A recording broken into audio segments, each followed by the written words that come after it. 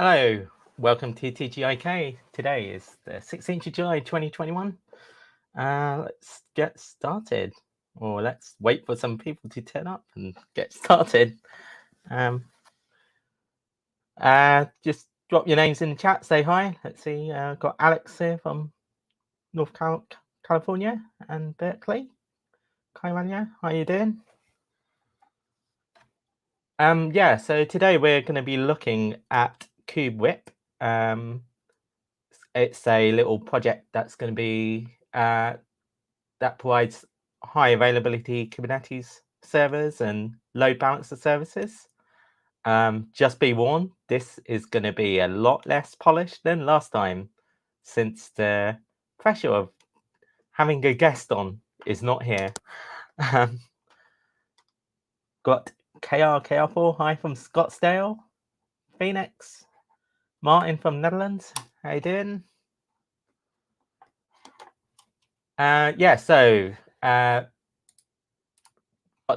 ever, we've got the notes if anyone wants to add stuff or take or even help out adding notes as we go along. So we've got, I'll throw that in links. There we go. Especially interested in any news that you think that's interesting today, this week or in the last couple of weeks. Anything new and anything exciting you've seen in the cloud native landscape like to talk about?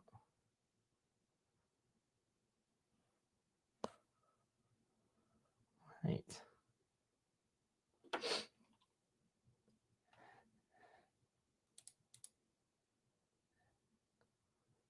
Hi Eric, how you doing?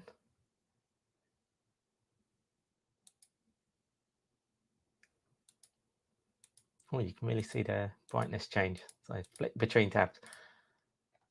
All right, let's have a look. So one thing that I saw this week is, I should probably share my screen. That would help. Hi, Philip. There you go. One thing that I thought that was pretty exciting is swap support in Kubernetes Alpha. So spent the last couple of years telling people don't ever run with swap on Kubernetes.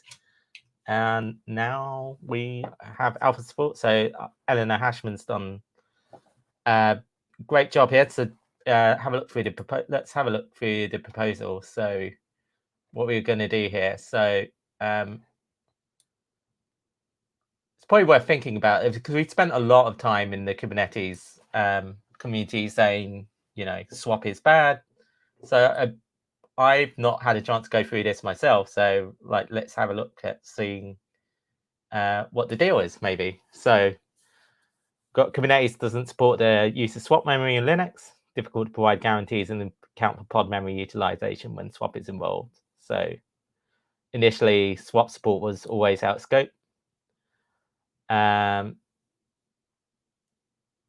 So got some motivations here. So node administrators who want swap available for node level performance tuning and stability, reducing noisy neighbor issues. Yes, fair enough.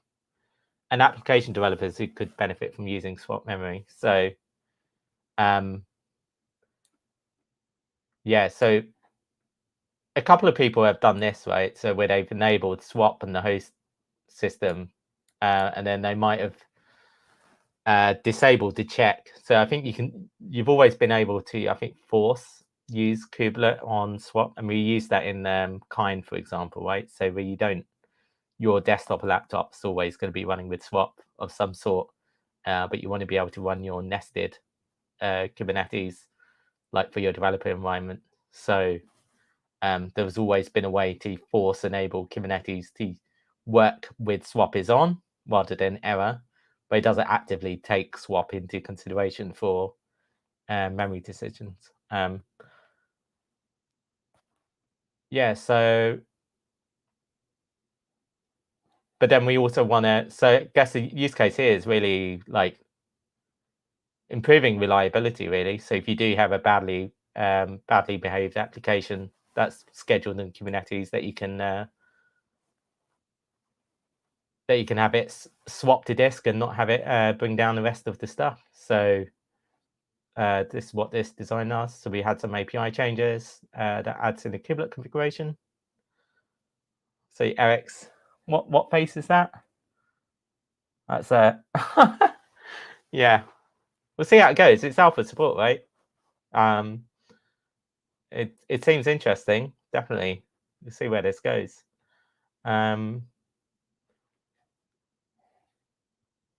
Yeah, so I think as the other part of this that I've seen is memory quality of service that's been added. So there's the ability to set different, like, so you could say that these applications absolutely can't run in win swap, and some applications, yeah, they're happy to be swapped out. So giving a lot more of that sort of the stuff that we normally have for our applications on the desktop or server, where we are able to provide hints to the operating system about whether or not it should be swapped or not, like exposing that in the scheduler. So I don't know, be interesting to see how it goes.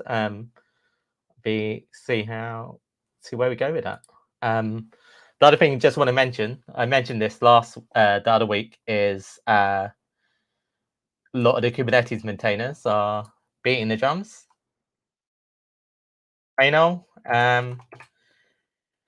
So latest version Cat Cosgrove. So there are APIs being removed from Kubernetes 122, not stable ones, the beta ones. So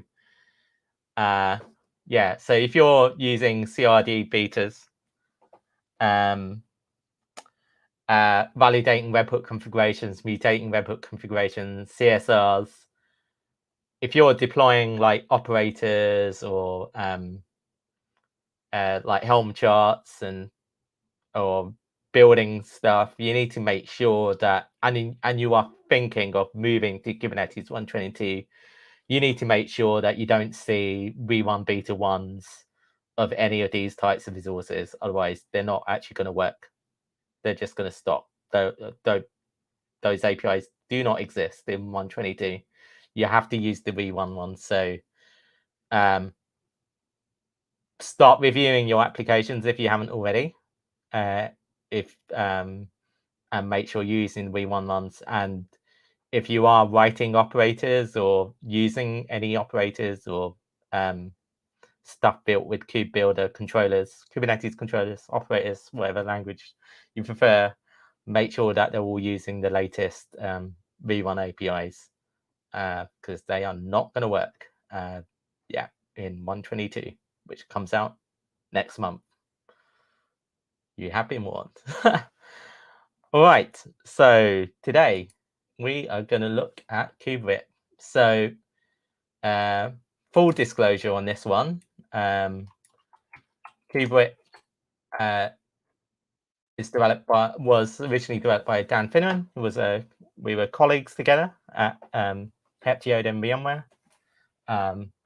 And this is like originally started as a project that he built where we were like trying to help some customers out and deliver high availability Kubernetes. Kube-vip became its own thing, and we started using it in VMware for our stuff, and I think a couple of other folk use it. I think Google use it, and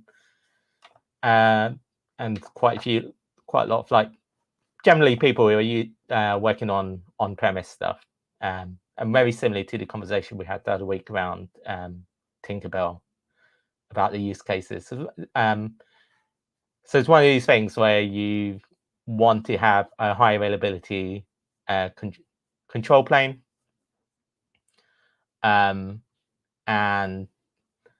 you want to load balance multiple Kubernetes control plane instances, and you don't have a expensive load balancer to do that for you. You don't want to go to the hassle of setting up another server that is doing that, which might be its own failure point, like HO proxy or install envoy or something like that. So Kube-vip was a little project to do that. We just got some comments in here. I got some comments from Eric as well, from and Martin. So Docker Enterprise now MKE enabled to swap on Kubernetes nodes by default. That's interesting.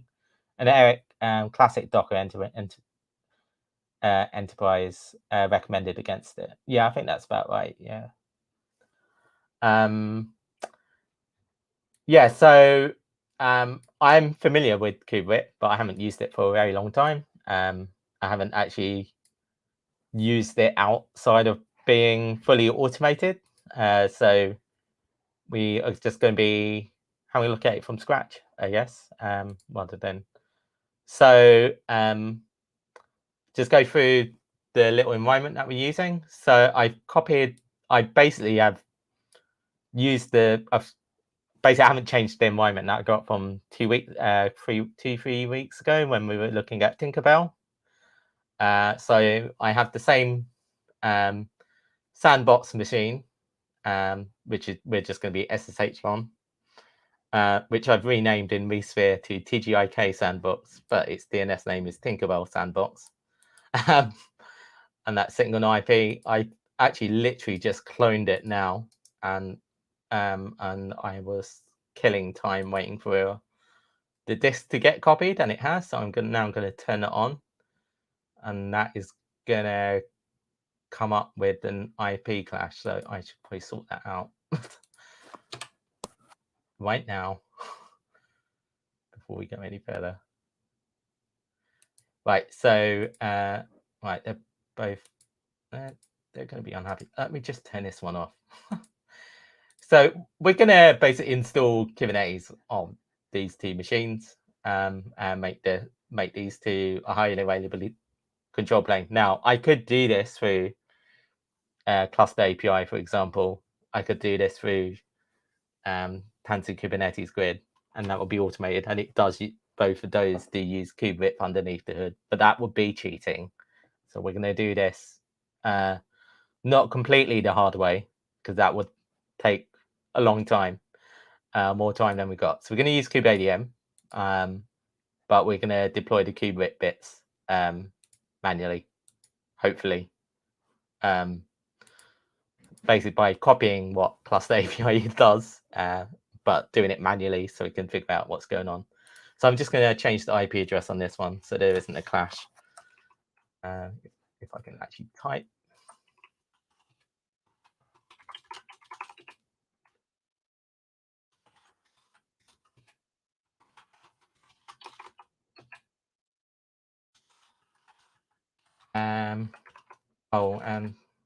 I do not use Ubuntu normally. It's this. Sorry, yeah, that's good.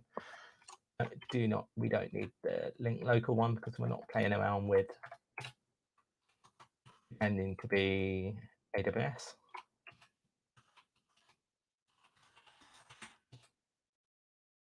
It needs to reboot probably, but anyway. And we can turn this one on.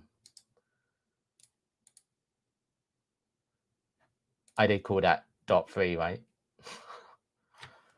Hi, Bianchi. Hi all. Happy Friday.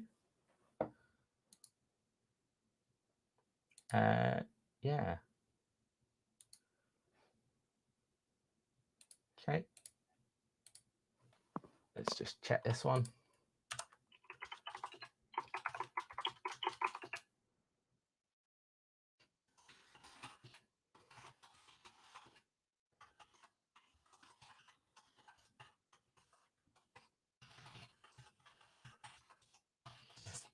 Get the right host name.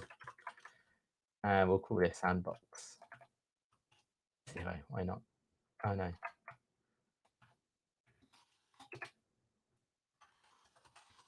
What is the command? Set host name. Oh, so close. Okay. We'll just get rid of that link local address there.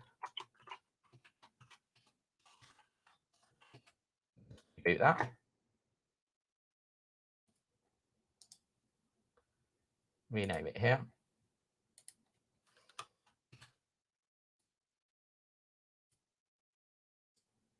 In retrospect, I probably should have just called them 2 and 3 to match their IP addresses, but anyway.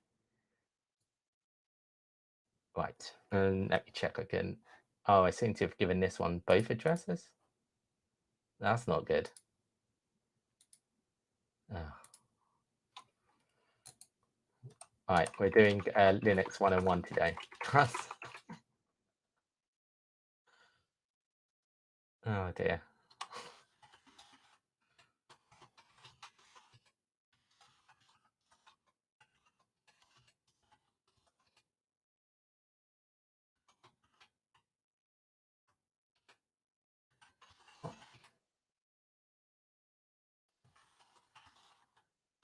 I have to do something with NetPlan. NetPlan apply. Right. Is that enough? So I'm normally a Fedora person, so or network manager. So I'm not. Oh, that one's right. That one's not. I might just switch that off. We'll just reset that one more time. All right, that one's definitely okay. It's got a bunch of Docker addresses, which we know about. Okay. Right.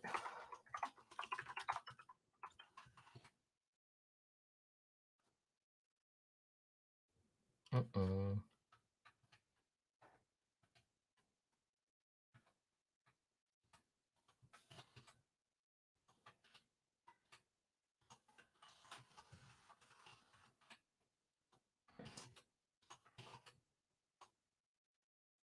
right. Might have to do some fiddling.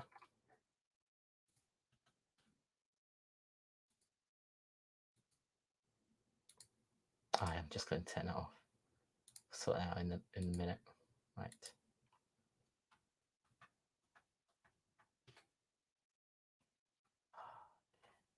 Dear, oh dear.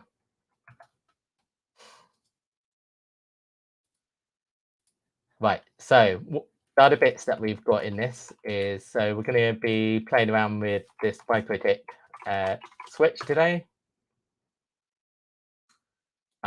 And we're going to be doing that to fiddle around with BGP.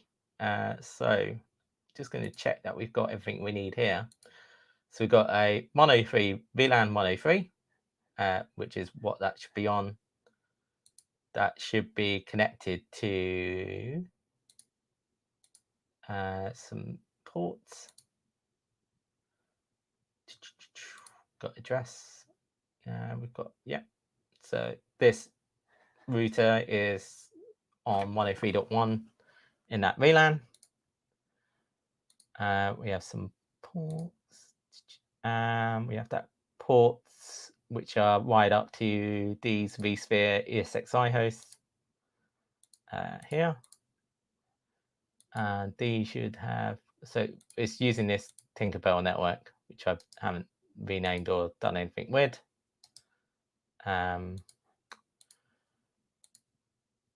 We've got 2 VMs on it.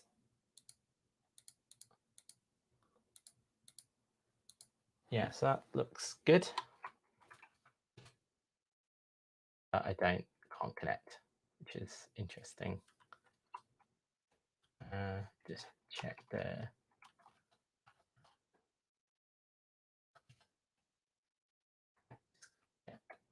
pop a shell again.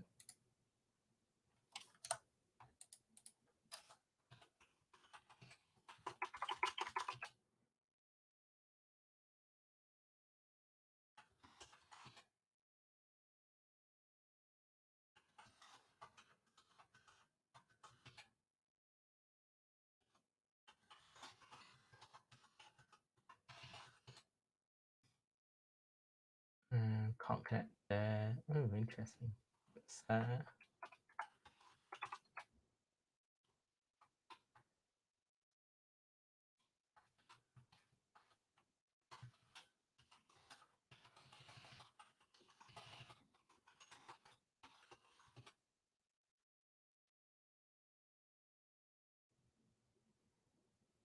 That's all normal.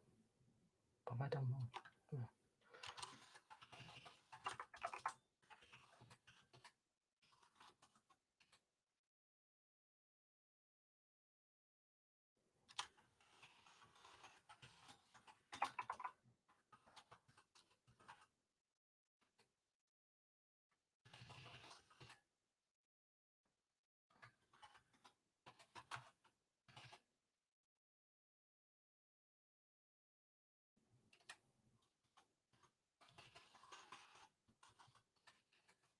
It's not happy, is it? We'll come back to this in a minute, I think. What we'll do is I might steal one of these hosts, which I think are mostly sitting around doing not much these days. Yeah, why not? Yeah. So these are computers I know because they're Fedora based. All right.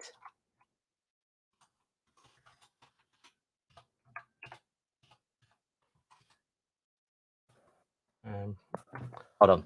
I'll be back. I just need to get my keys.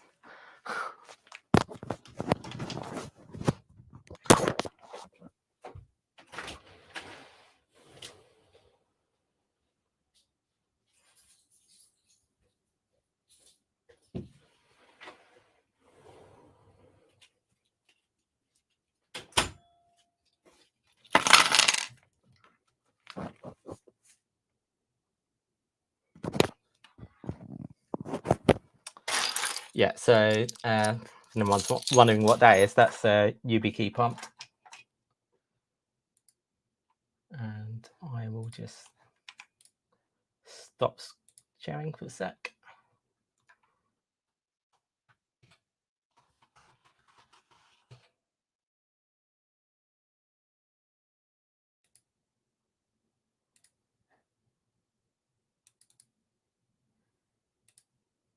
There you go.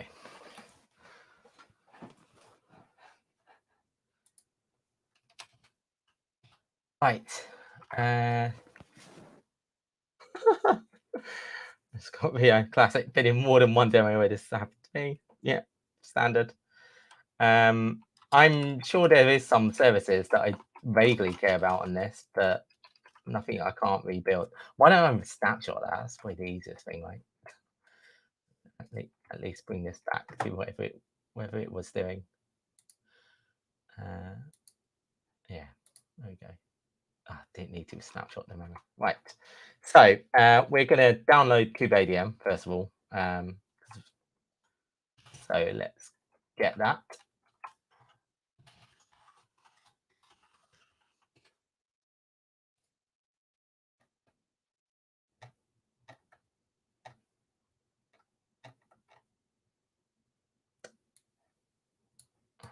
We are indeed.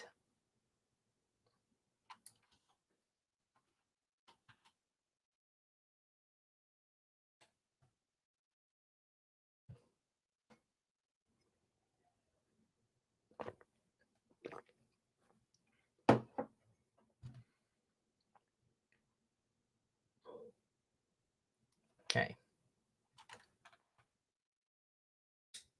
So if you're not familiar with Kube-vip, you're using other Kubernetes stuff. Kube-vip is just a CLI that can deploy etcd API server core DNS, kubeproxy, i.e. a working control plane, runs them all as static pods.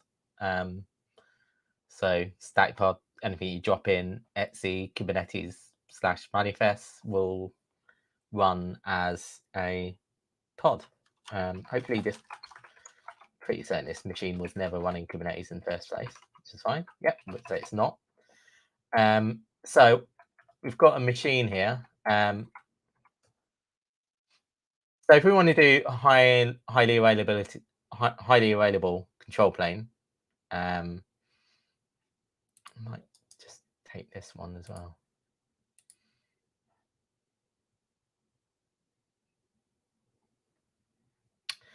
So the important thing to note is these two machines are on a different network. Interestingly, they are on the same network as the ESXi hosts and the vCenter. So we definitely do not want to break the networking today. Otherwise things will become interesting. But yeah, but we should be right. So what we want to do, so we want to create a control plane, but we want to provision. So if you think about the, let's see if I can get this working. So my drawing is not very good, but you're going to have to put up with it. So we'll try it just because can.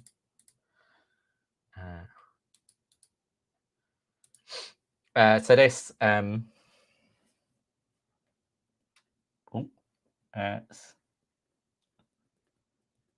so we're messing about with this blocks called Scaffold.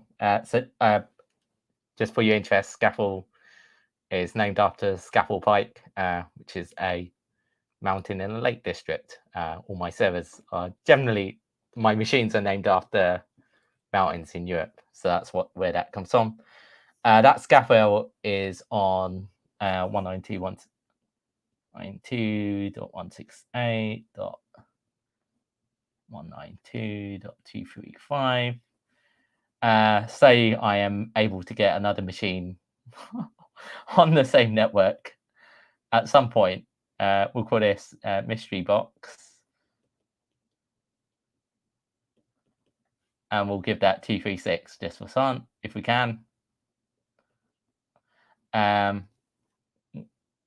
So we could provision a Kubernetes control plane. By default in kubeadm, it's going to create a control plane endpoint with 235, which we don't want.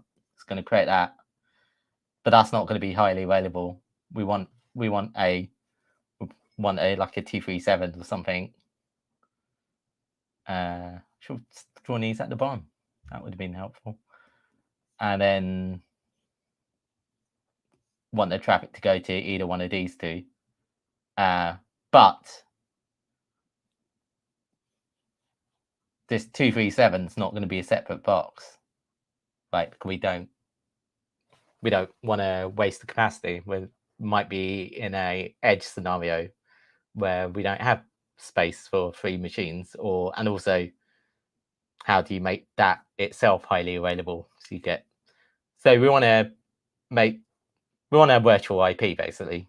So we're going to give kubeadm, we're going to hard code it to use a virtual IP, and then we're going to get Kube-vip, which is Kube virtual IP, to be that virtual IP, and figure out how that works along the way. So that's the bad drawing for the moment. There might be more, basically. See how it goes. Yeah. So so we got the manifest. So what we want to do is go to Kube-vip. Right. So this is the home page. So VIP addresses can be both IPv4 and IPv6. So we are looking forward to more bad drawings already. Wow. Okay, we'll see where we go with that. Control plane with ARP layer 2 or BGP layer 3. So we can actually do either in this scenario. We'll go to start off with, we'll do ARP, which is the easiest, simplest thing. Doesn't require any additional setup. So just to note though, you're not going to be able to use this in cloud environments, right? You're not able to use the ARP layer 2 in AWS, for example, or Azure. Actually, you can technically use it. I think if you have a lot of money and can speak to someone high up in AWS, you might be able to use it, but generally you can't. BGP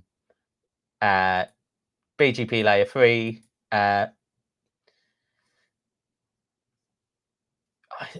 There's some hacky ways to do that in public cloud, but at the end of the day, a lot of the routing is managed through infrastructure APIs, so you would need some way of translating BGP to infrastructure routing. So AWS does support BGP, but only over a VPN tunnel to a data center, not internally, I don't think. So yeah, so the only way you're going to be able to play around with this is like with actual infrastructure. So you could do it on the Raspberry Pi. Those are fairly doable. And then if you want to do BGP, then you need to have like some switch, whether or not that's maybe connected to the Raspberry Pis that can do that, or some router that can do that. So I happen to have a home router that does BGP. It's not the one that's directly connected to the internet, so it's the switch for the flat, and then there's another PC that acts as the router that's then connected to the DSL modem. Yeah, so control plane using either leader election or Raft, as we'll go through those two. So I didn't know it did Raft separately, so we'll go through that. So leader election is the one mode that we use in Cluster API. So this is what we're going to do. We're going to be deploying Kube-vip as a static pod to start off with. And then we're going to deploy Kube-vip again on top of a newly created cluster to give us load balancer services. And we might take a look at, like, what's the difference between this and, say, something like MetaLB, which might be an interesting thing. And then finally, we've got this one here, which we won't be playing around today with, because I'm pretty certain I don't have anything that's capable of really doing it, is service load balancer address exposure to gateway via UPnP. So this is how you're punching holes through firewalls, like a PlayStation, or again, like, old school Skype might have done, or your favorite torrent engine or something like that back in the day. I assume most people do not turn on UPnP these days, so I don't really have it enabled, or even the ability to turn it on. So that's that. Yeah, so that's what we're going to be doing. So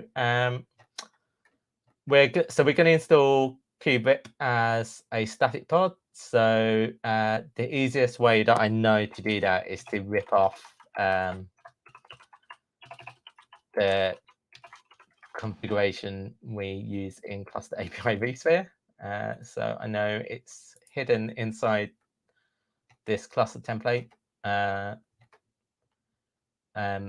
if you want to learn about Cluster API, there are previous episodes on that. So if you are familiar with Cluster API, then it's not in here. Oh no. Oh, because it's on the releases. Sorry, got worried for a second. Yeah, here we go.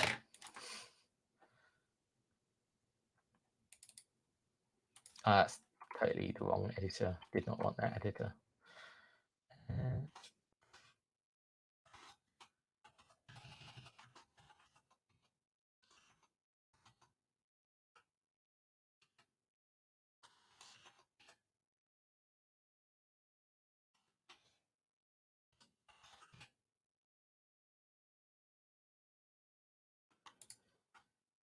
Right, so we have in here. Yeah, so here we go.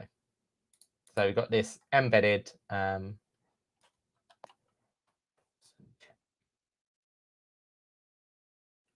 we've got this embedded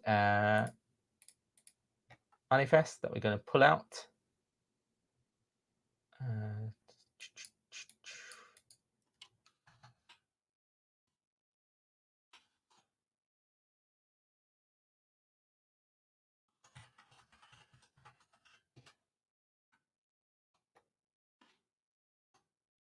Indenting. There we go.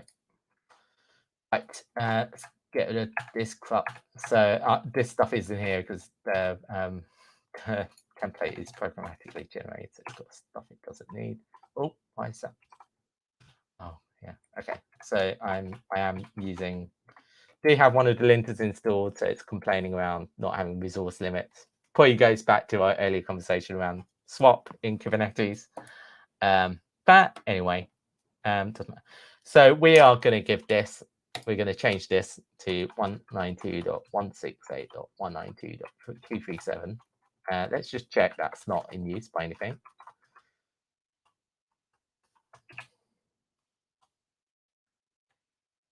Be interesting if I knocked out something my flatmate was using, for example. Is that Kube-vip recent? let's check that.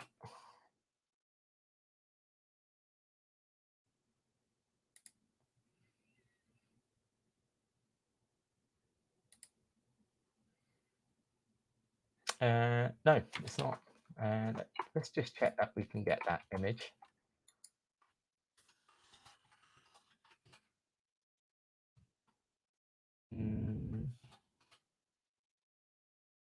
That one works.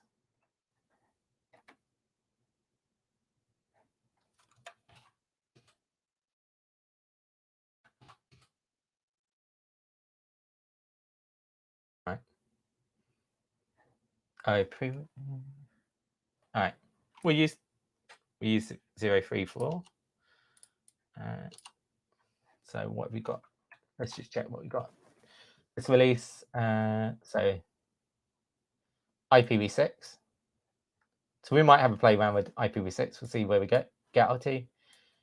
This release re-implements DHCP, improves failed interfaces, allows for IP. So that's interesting. So you could you can get the we could get the VIP address from DHCP itself. Should we do that? Oh, got some. Oh, hi, Steve. Let's just stick with static. Why not? It's easier. Right, so we got that. So 034 is the latest that I seem to be able to pull from Docker Hub. So we've got the ARP mode enabled. VIP leader election. We'll have a look at what that is in a minute. ETH0 VIP interface. That is probably not what I want. So let's just check that.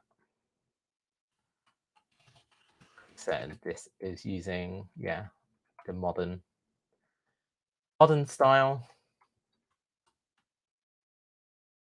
ENS 192.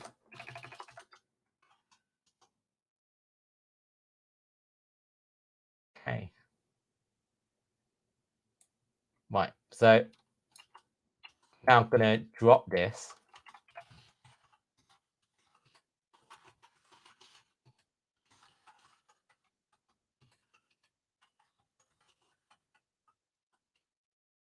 I'm going to use Nano just because. Who can be bothered to exit Vim?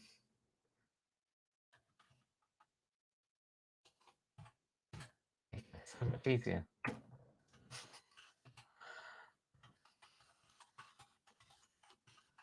So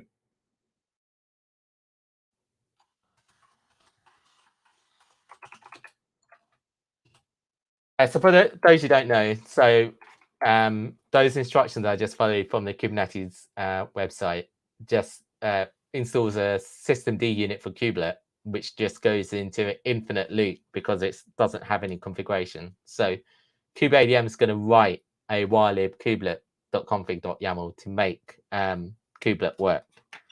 So let's check I've got all the right versions. So kubelet v121.3, kubeadm. Is that v123? And I think that's we want. If I remember correctly.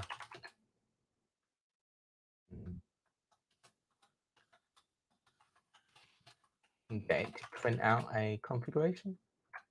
Maybe I'm thinking of something else. Maybe not.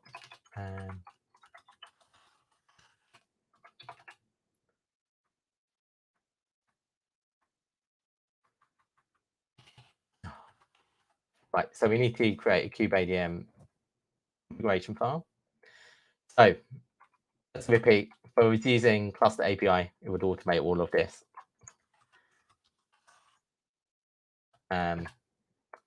So we're doing all that. There we go. So that's the one we want. We want advertise address. We're going to change that advertise address. So,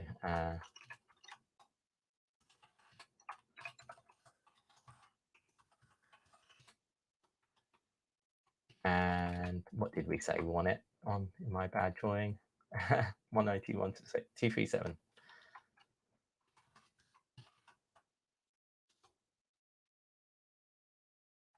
I think that's the right address. Find out in a minute. But it's Kube-vip in it. I think I'm pretty certain it's / config.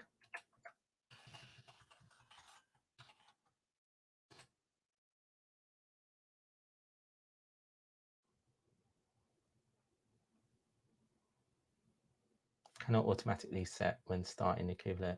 Oh.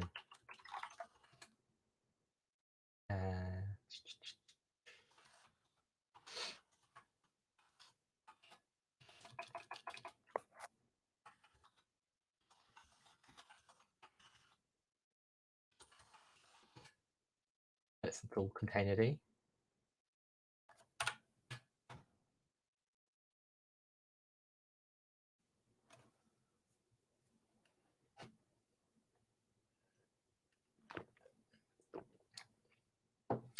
Yes, I know I should upgrade Fedora. There's 2 versions behind, but here, there we go.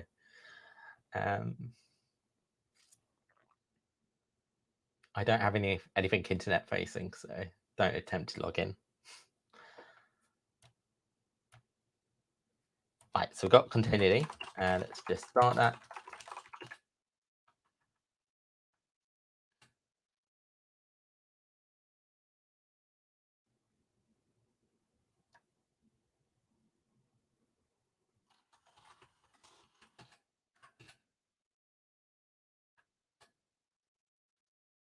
What?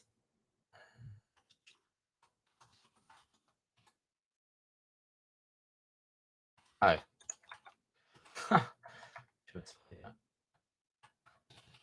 That was 21.3, right?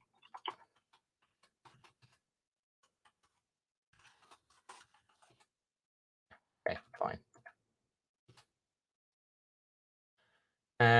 Oh yeah, and I pre-do have swap on this. There you go. Yeah. Yeah, I should stop.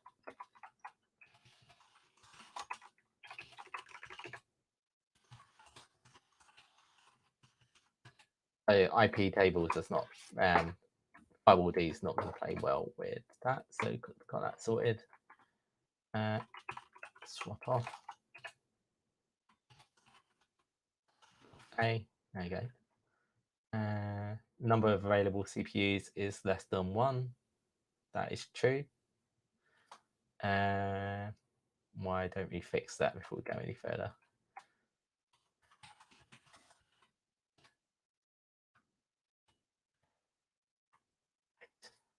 So that's scaffold.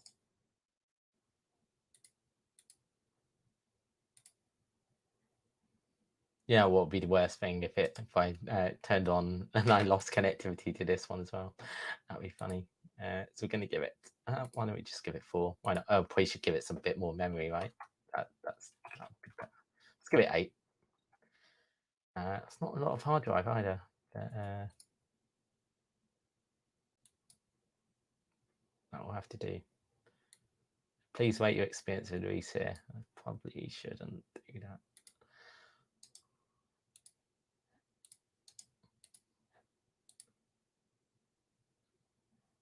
Okay, let's turn that back on. There were a few other bits and pieces that we needed to do. I think install NF tables would sort that out. Data one. Okay.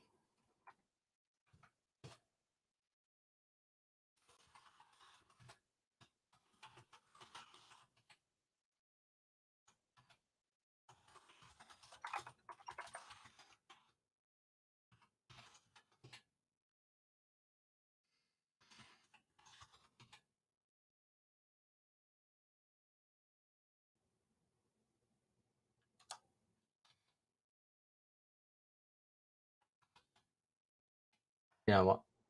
Don't care that much. I mean, I'm just going to ignore the rest of these errors.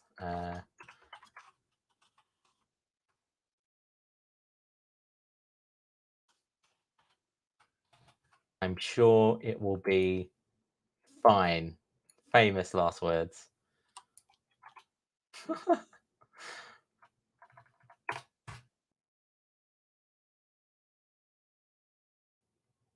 Da, da, da.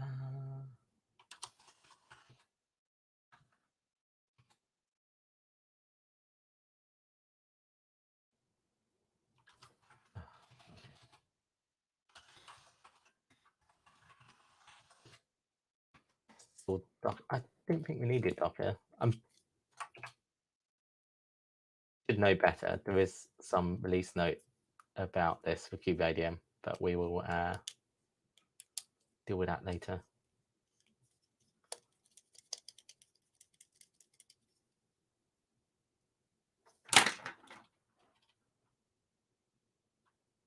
Okay.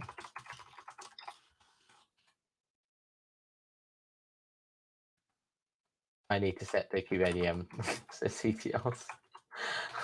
Okay, good. It's null. Yeah, I probably should do that. I'm probably going to have problems, right? So yeah, there we go. There we go.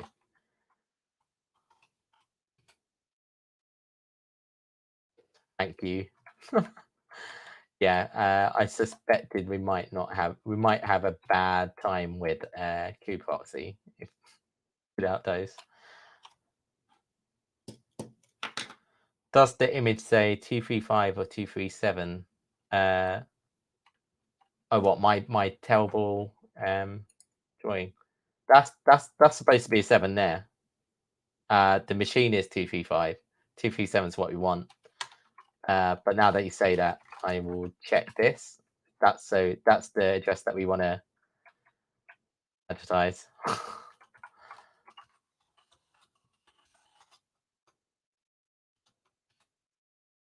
Okay.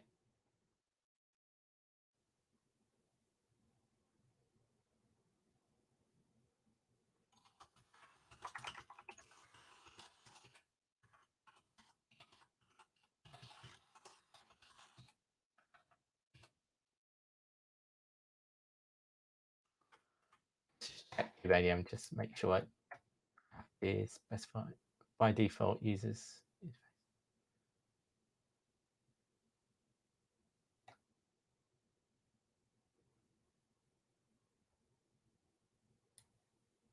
Okay, we'll see what happens. Docker is still supported for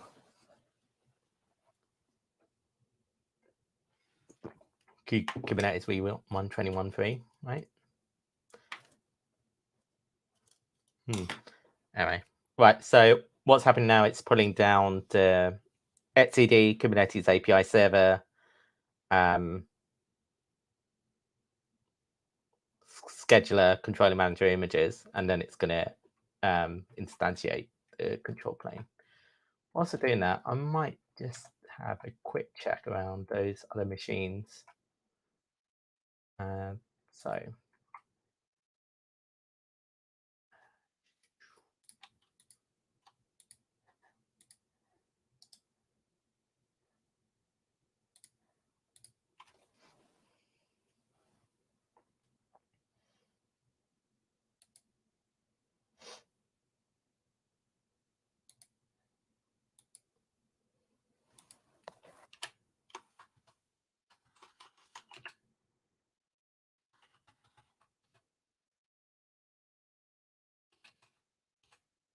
this is one unhappy machine.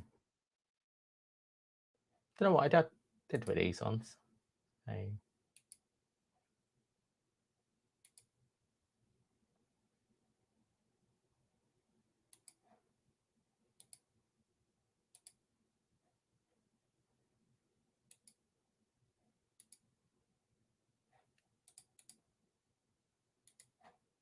Oh well.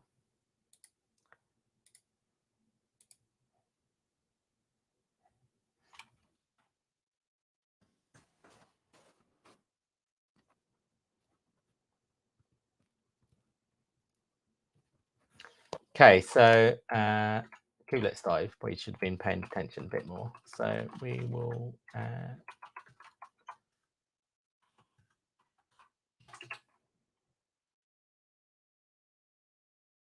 anyone know a way to perform all these K8s installations via Terraform? I don't know specifically with Terraform, but I'm sure there's ones that do that. I know K-ops stamp used to be able to stamp out Terraform, but I think they might have moved away from that in later releases. Certainly doable. I know people who mix Terraform with Cluster API, for example. This is not how you would normally install Kubernetes, right? So we're doing this specifically to do that. So we had a problem here, and we're going to have a look why. So, yes, what I needed.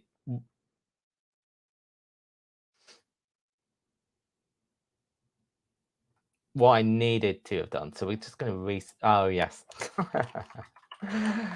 So what happened here, I did kubeadm reset at some point before this.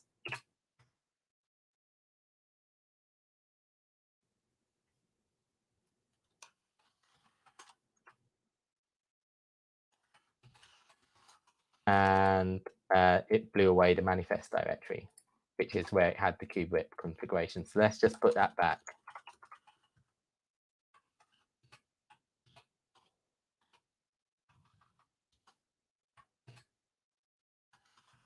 And try again.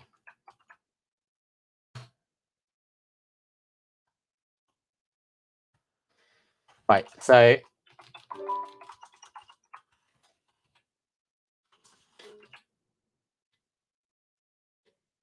give me a sec.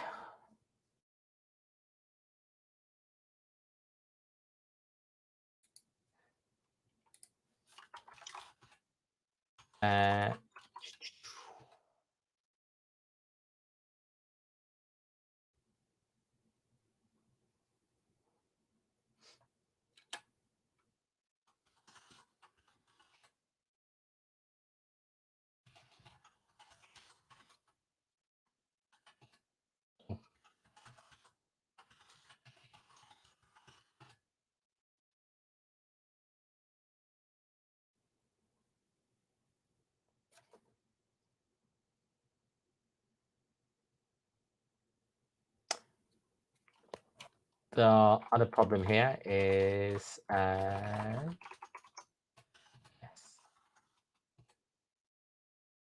is anyone guessed already? Need to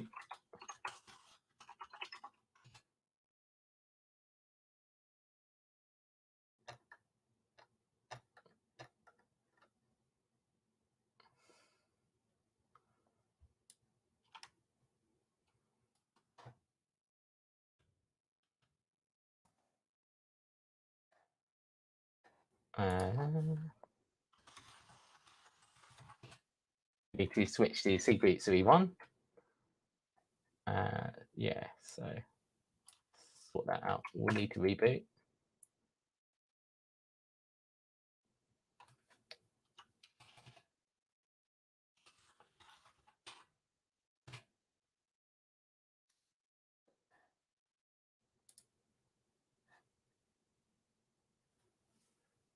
Yeah, and my mode goes potentially off topic, but beside cluster bit API, what's the best way to automate these installations? So I don't know. I think KOps is pretty good these days. And I know it's got support for quite a few things, and not just AWS these days. So we'll take a look at that. Yeah, so and Rio mentioned K3S as well. So it's that's a sort of slimmed down Kubernetes distribution. So you might want to look at that.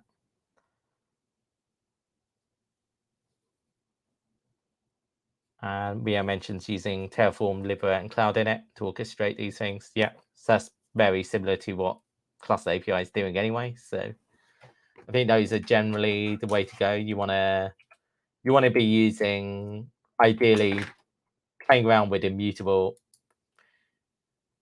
orchestrating your machines in such a way that you're building images with everything baked in rather than installing them on the fly like I'm doing now, which is, prone to failure. It might not download things off the internet correctly. like pre-bake as much as you can, and then like have the ability to spin out machines based on images, using something like Cloud Init to give that initial bootstrap data.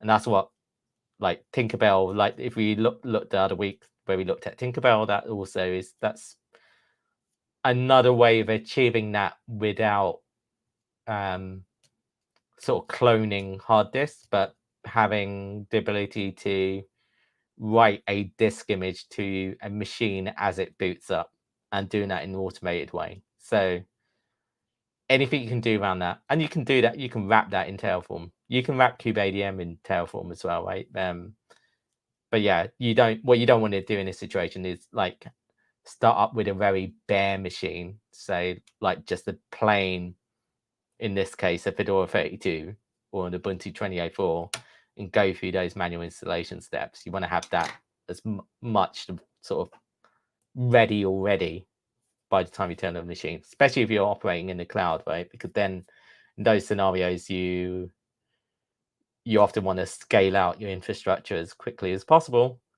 And you don't want them to spend 20 minutes downloading software. So the quicker those machines can turn on, get working, the better. So let's just check. We got we still do not have cgroups installed. So let's just make sure we've got that. I'm sure there's another way to do that.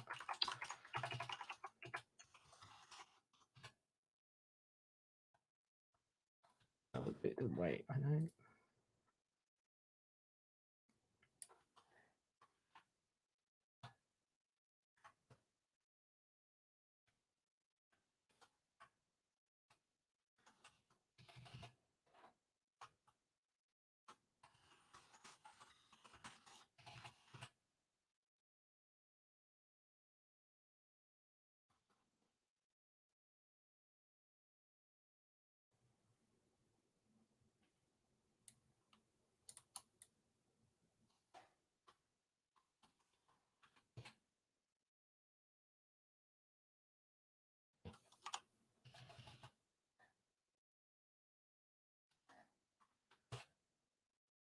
I think I'm using EFI. Maybe I am. All right, let's just reboot one more time. So that should be it properly. Yeah. So I know Kubernetes does have actually support for cgroups v2 now, but probably not in the way that I've just attempted to turn it on.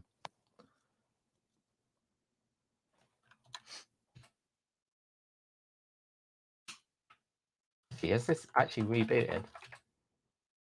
Yeah, it has. Okay.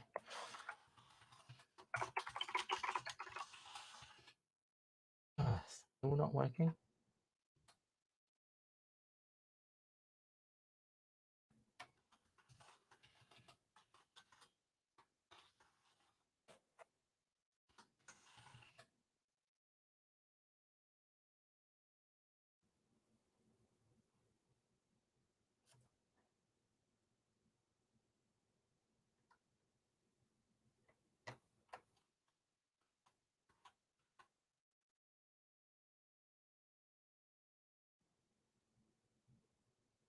Oh.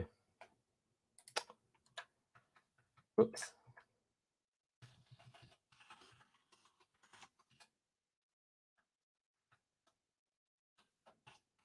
Actually did disable it, did we? Well, did we? Did I? So let's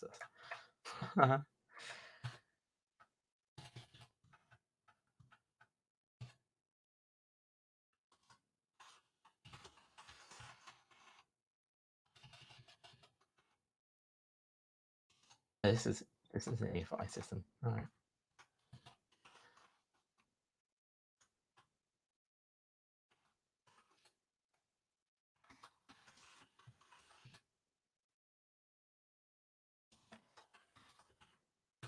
That is definitely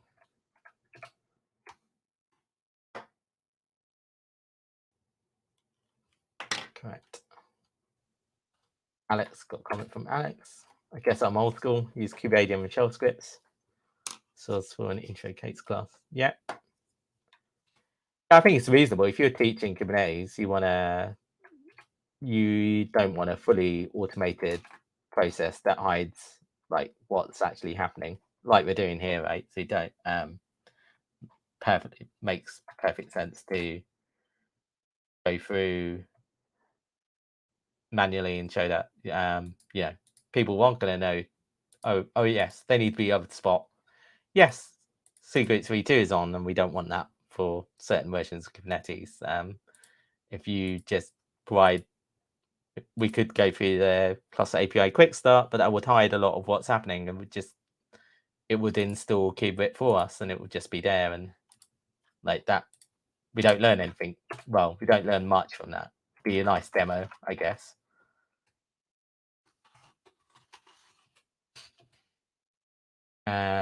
So hopefully now, yes, finally I've got Docker working. There we go. We are now in the we're now in the mid 2010s and have Docker running. Now let's see if we can get Kubernetes working. Right, init config. All right, let's just check that Kubernetes manifest. All right, so let's do reset. Let's make sure everything's zeroed out. Let's make sure we put this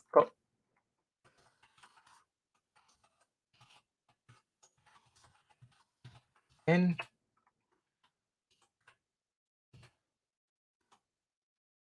We've got the Kube-vip that's going to run as static pod, so it's going to come up at the same time as etcd API server. We're told it to use ARP, so we'll go through what that is in a minute, and now we should be able to hopefully.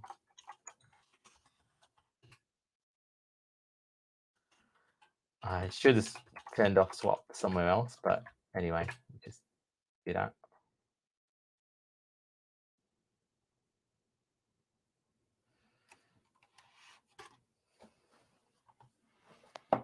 Philip, yeah, we replace shell with Ansible. Yeah, fair enough. Is that with using Kubespray or your own Ansible? And KR4, we use EKS, easy peasy, fair enough. Right, finally, we have a Kubernetes control plane. But we did not get the result we want. We wanted the 237, not the 235. So I'm sure there's actually something else we need. That is not what we want. We wanted to get the 237. So we just check this cluster template. I think it's in there actually. It's actually got the bits that we need. Yeah.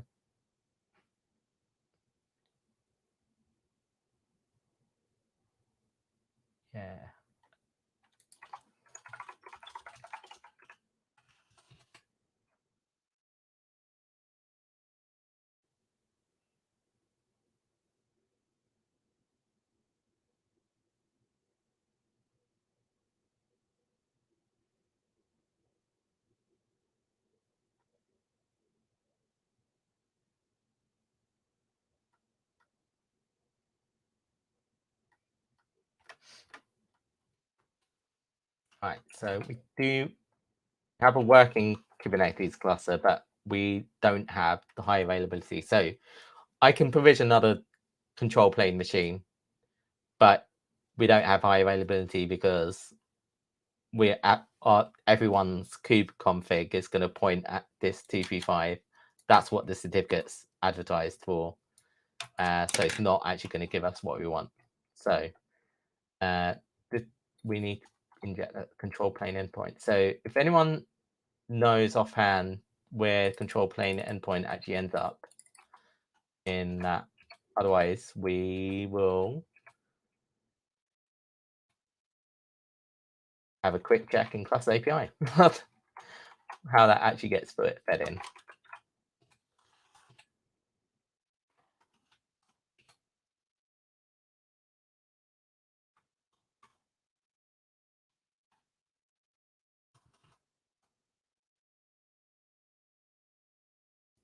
Right, so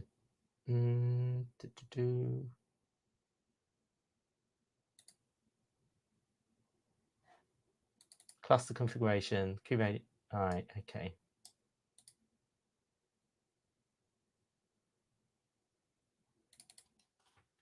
Let's just check the Kubernetes.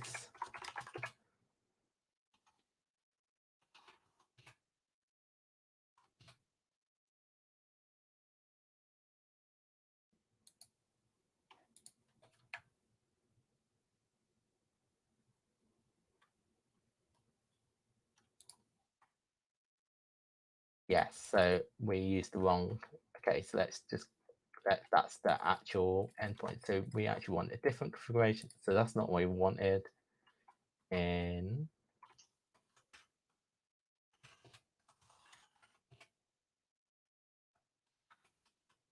I thought that was that, right?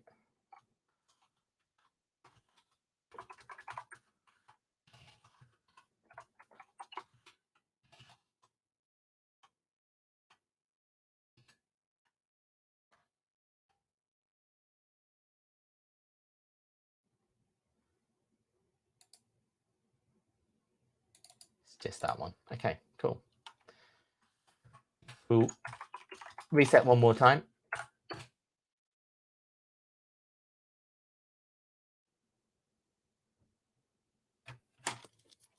So it's going to wipe out etcd, get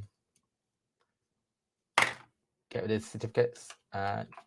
We haven't really done much with Kube-proxy, so I'm not going to worry too much around IP tables rules. Let's make sure we put the Kube-vip config back in.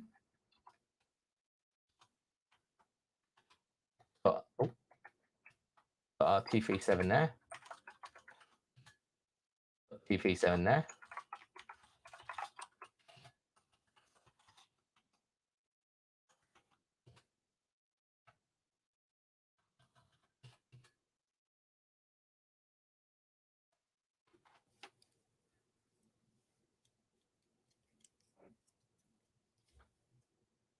Okay, it looks like we are closer to what we want. So we can kind of see it here. API service, serving cert, 1096. Oh,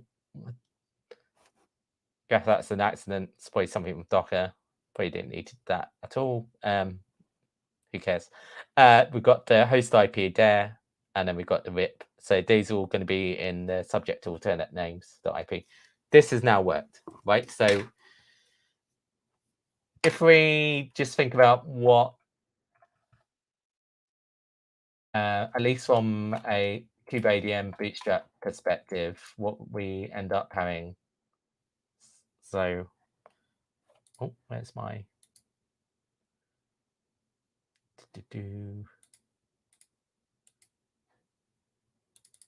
back to the drawing.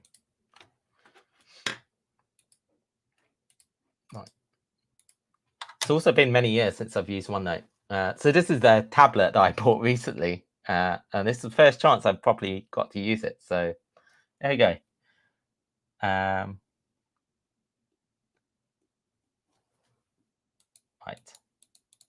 Okay, cool. So we've got kubelet,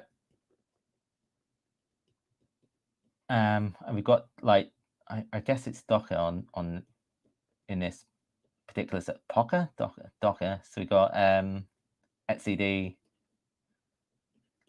API server, Kube-vip. Kubelet is chatting to that API server, but on that 237. So the way KubeADM works, it spins up the etcd. It generates a bunch of certificates basically. So it generates CA certificate for Kubernetes, CA cert for etcd, the front proxy, and something else. Generates client certificates for API server to connect to etcd, client certificate for kubelet to connect to. No, it doesn't connect. Does not use a client certificate for kubelet. It then generates a service account token, which is a Bootstrap token, hands that to kubelet for kubelet to then connect to the API server and register itself. So we set control plane endpoint to that 237. So the kubelet config if we take a look in, I believe it's in while-lib kubelet. So that kubelet was, if we saw at the beginning, it was just the systemd was just restarting kubelet. Kubelet was exiting because there was no config, and then systemd would wait 10 seconds, then restart it. So we have the config.yaml, and so Kubernetes generates this config.yaml, but that's not actually the config that I'm thinking about. I'm actually thinking about, there's another one, isn't it? There's the kube config for it. Oh no, this is the correct one.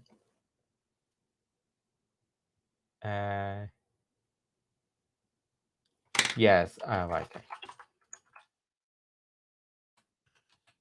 You need good drawing tablet and pen. I am using something like the XP pen. I'm just not a very good drawer. and I'm also using the OneNote Web as well, so it doesn't have all the pressure sensitivity. So that is the badness is not the tablet. The badness is me. Right. So we have this kube config. Yes, it's got that server, that T37. So initially it would have started off with a bootstrap token. Kubelet then creates a certificate signing request to puts the certificate signing request on the API server, and then Kubernetes controller manager signs that certificate request. Kubelet then downloads that certificate and gets going. So it's continually connecting over this endpoint. So we know this endpoint works now, and also that means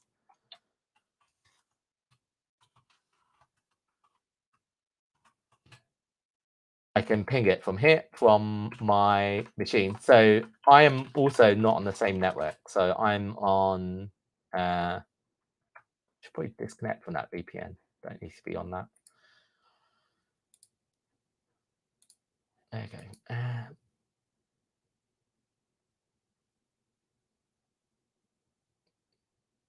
Oh, that's interesting. I didn't realize it was doing that. I seem to be on the same network 20 times. 10 times. I think I'm on the same.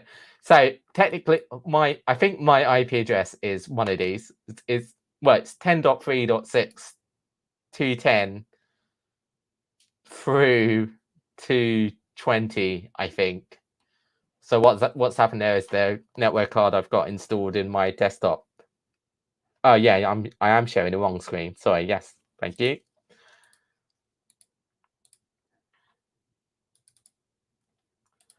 Right. So I'm on a different network. So I'm on a 10.3.6 network. My network card is got a bunch of virtual functions, and for some reason they're all on. They're not supposed to be. So I'm one of these IP addresses. I probably should be able to tell from the root. So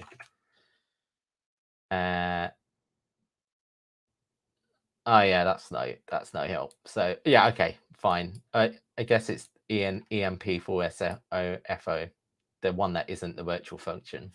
So it's this one. 10.3.6.12. Okay, so that's the one I'm on mostly. That can also be other IP address.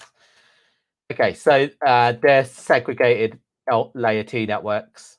And then that my MikroTik router is sitting in between, routing between those two. So this endpoint is now working. It's being routed correctly, which is great. It's what we want. So let's have a quick look at what's happened here. So we've got must have an IP address. Yes, we do. So Kube-vip has added the 237 address to this interface, which means it's now responding to ARP requests, right? So this is what we've been, this is the ARP mode that we started off with. So what we have is when I ping from my machine 237, it then hits with maybe let's Let's go back here.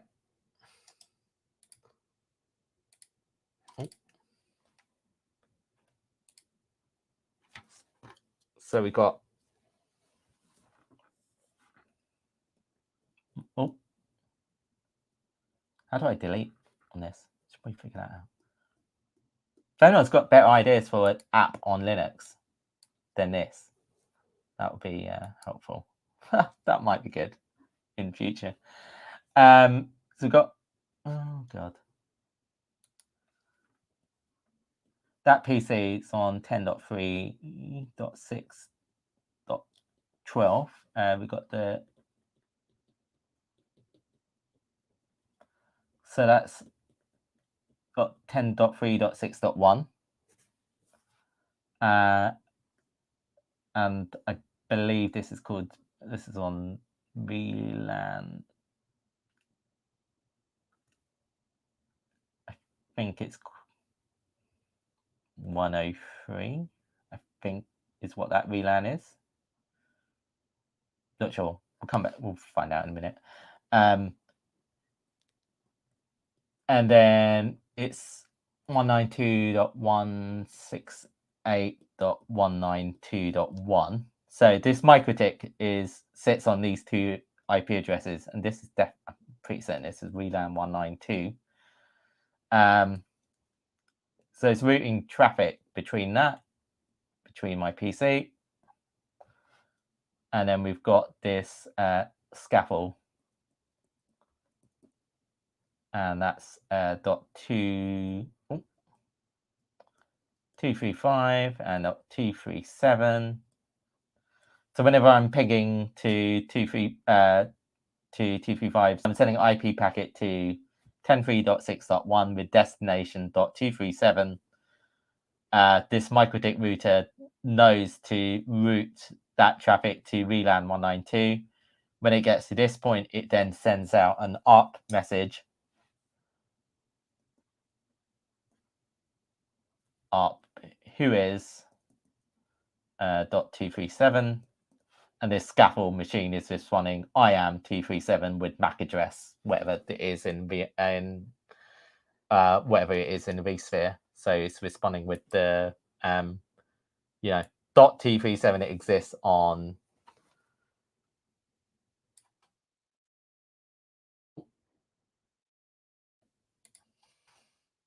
this address. So both of these addresses are coming from this MAC address, and then that MikroTik router knows to forward packets to .237. So that's the standard sort of ARP method. So just got, yeah, thanks YMO. If you can find, Noel suggested Excalibur. I just might make a note of that somewhere. Try Excalibur.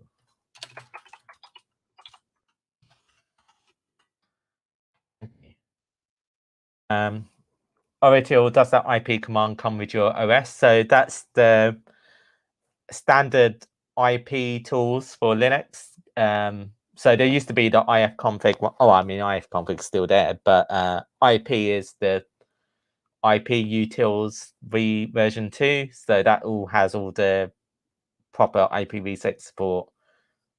It unifies configuration of layer 2 stuff around tunneling, routing, like all of the major networking features of Linux can be configured through that IP command these days. So yeah, that's just what that is. Yeah, so it's the new version of ifconfig, I guess. And Critter, I do have Critter installed. That's I might try that next time. Yeah. OneNote's definitely good on Windows, I have to say, but it's been many years. So I used to, when I was a student, I had OneNote. So I had a tablet with that. It was pretty good then, but obviously on the web one, it's pretty limited. So that's kind of what Kube-vip is doing. So the other part of it is, how does Kube-vip know that it can use this IP address? Because what you have is two machines. So we'll see if we can get there. It might fail me to get that going. might hijack that other machine. So that other machine is called Akka. So going back to my problem at the early on this evening, so I have two machines that we advertise the same IP address, and then networking broke, right? So you can't really have that. So this one's .235. I've forgotten what this Akka is. It's something just for sake of argument, it's .236. And then we've got this VIP, which is .237. We only want one of these machines.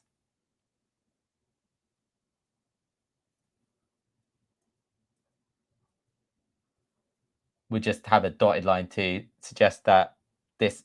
Oh, that my handwriting is really bad, isn't it? God damn it! I don't. You just type that in. That'd be easier. So you got. Okay.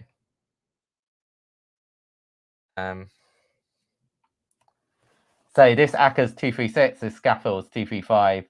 We only want one of these machines to be .237 or any one time. So Kube-vip has two different modes in which it operates. So we go back to that.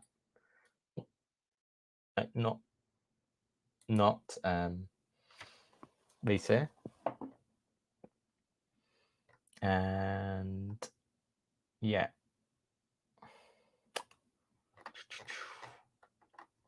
Go back to the docs maybe. Right, so leader election or raft. So we have actually just used the leader election mode. So that link has taken me to Kubernetes Client Go. So if you've ever used the Client Go is a package. If you hear anyone in the Kubernetes community say Client Go, it's a package written in Go that wraps the APIs for Kubernetes. It's a bunch and gives you the ability to interact with Kubernetes. It has a bunch of utility packages. One of these utility packages is leader election. So this leader election package is able to use Kubernetes to do the sort of standard leader election process where, and I believe it works. People can keep me honest here, but I believe it sets well, we can have a look. It sets up, we'll have a look in a minute, sets up a config map and then creates a lock on that config map. And whoever is owning it has to do a renew on that config map. And if they fail to do that, then the other host can take over. So it does rely on Kubernetes itself. So what's happening in Kube-vip is the API server comes up. As soon as the API server is running locally, so this is the interesting bit. The API server is coming up locally. Kubelet has not yet registered, but Kube-vip is configured to talk on localhost to the API server and use that immediately for leader election. We only have one instance, so it's going to win. And then so it then gets that 237 address, and then the kubelet can register. So let's just verify our thinking. So we'll go back to the terminal.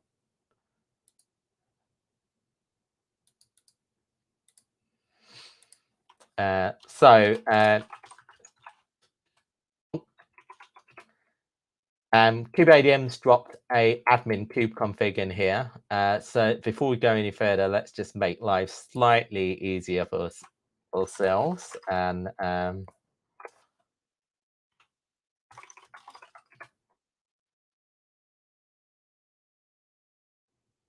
do we have?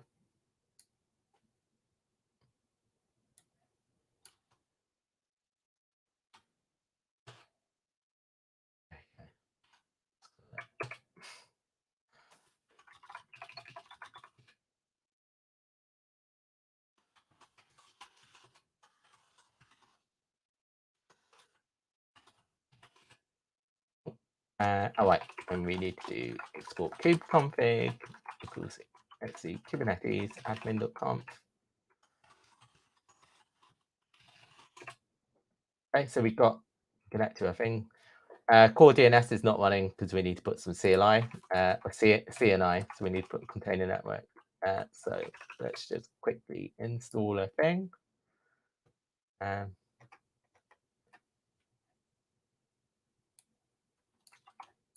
I'm just going to do that. So just install Antrea. Could be anything, doesn't really matter. Just want CNI installed. Okay, so that core DNS should come up in a minute. It's not important for this purpose of this. If I do kube config map and kube system, then I will.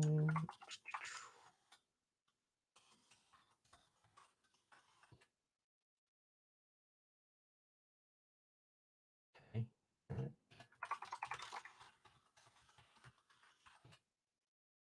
Right.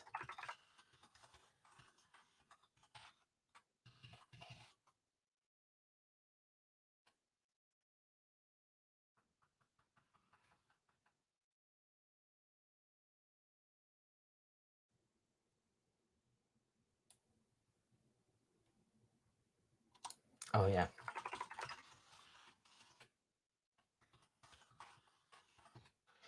Right, so it's not a config map.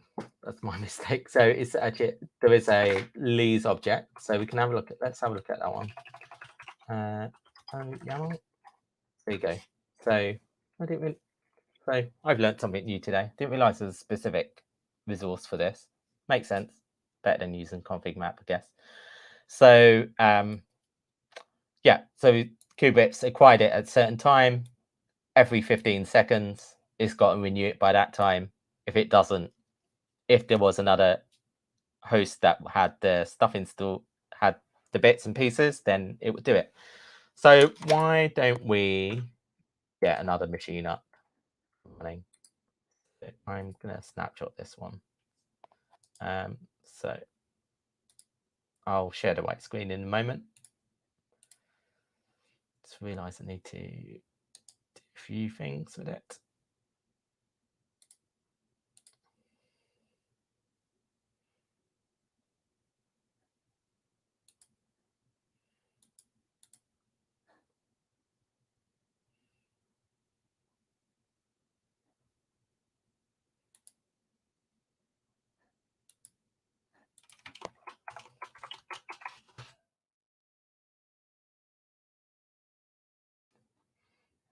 Right, it's not actually booted for a long time.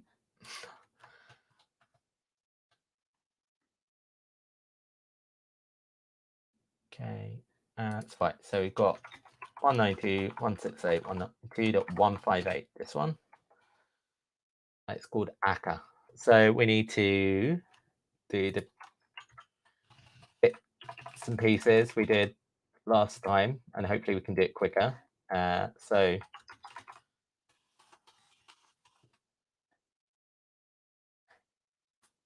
DNF install containerd Moby engine.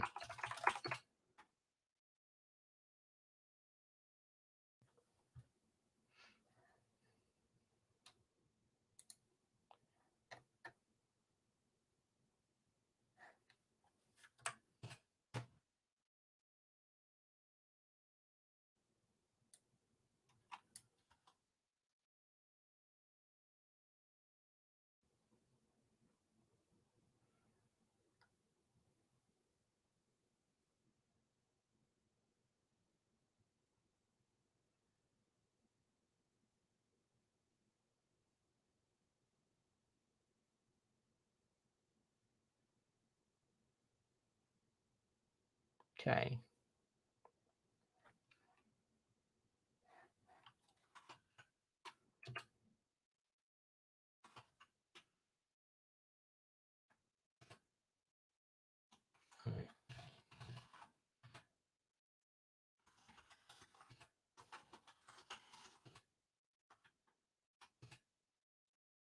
Those sysctls installed, and let's install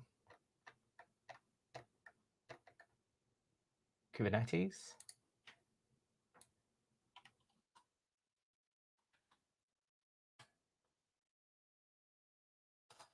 and make sure we're on.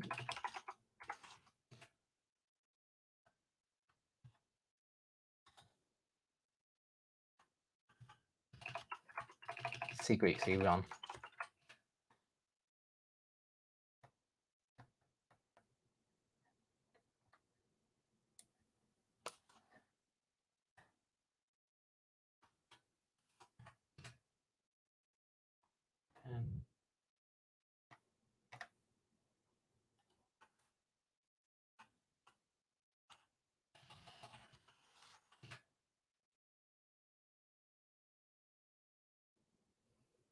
Okay.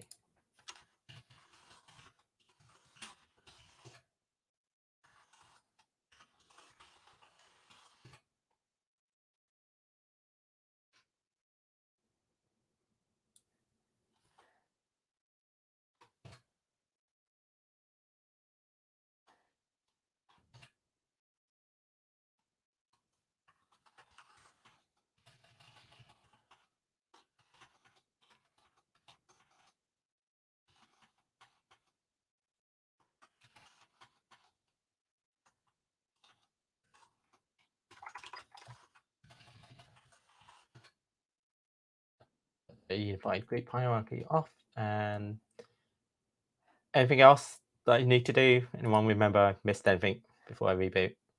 Give you 5 seconds. 5, 4, 3, 2, 1. All right, reboot now. There you go.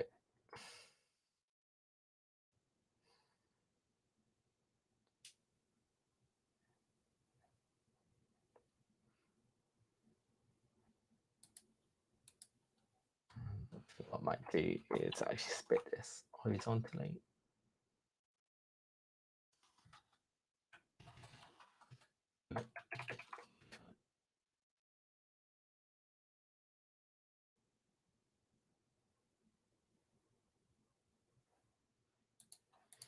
Right, so the other thing we need to do is we need to do something with Kube-vip. My memory serves me. So this is another area that would normally be automated by Cluster API or any of the other consumers. Is we need to generate a token.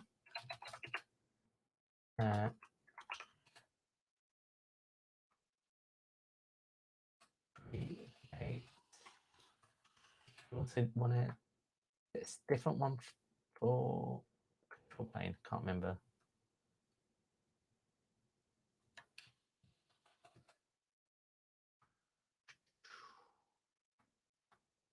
Should I save the initial specific command that we need to join control plane? We need some certificate information as well.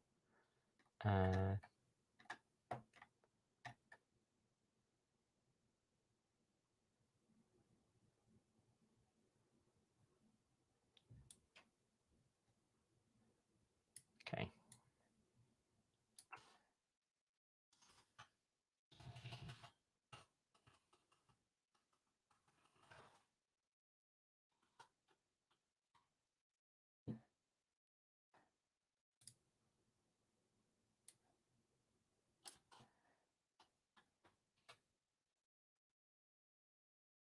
Okay.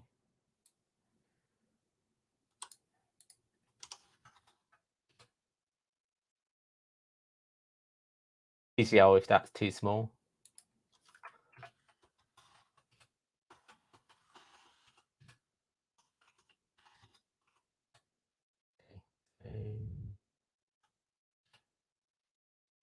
We also want to put the Kube-vip manifest in here as it's a static prod.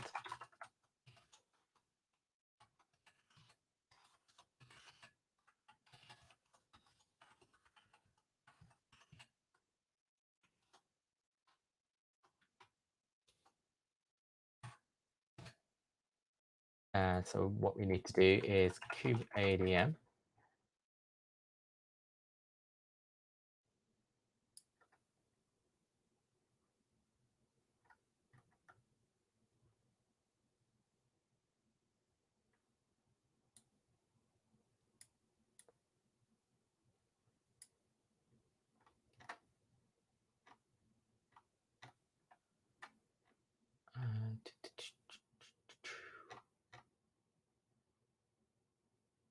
There is a specific token I need to get though.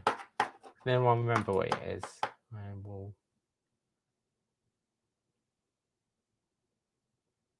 A bit small, but okay. I'll make it a bit bigger.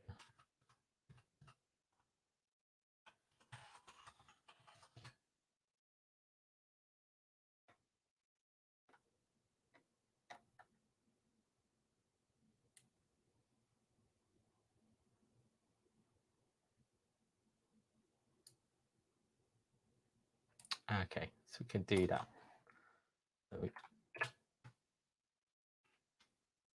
Okay, so that's a sort of new pre-shared key that we have for joining control plane. So we'll now do Kubevip join 192.168.192.237.6443.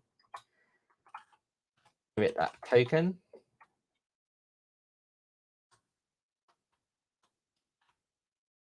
Oh.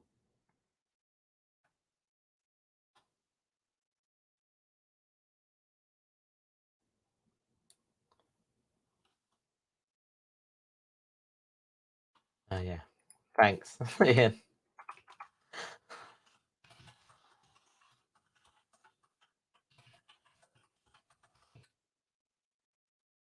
Yeah, that's certainly a lot easier.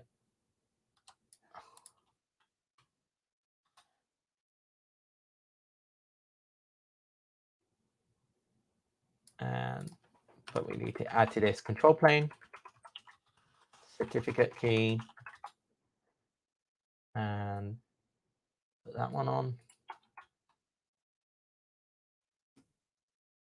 Hopefully I won't fail with the pre-flight checks like it did 1,000 times previously. Except I have. Oh, we know about that.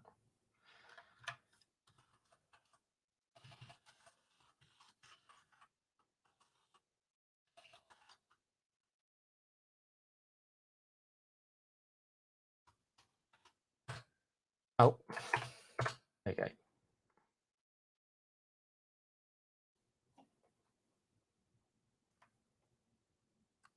Oh, I'm missing one thing, am I? Oh, I'm missing a 4. Great.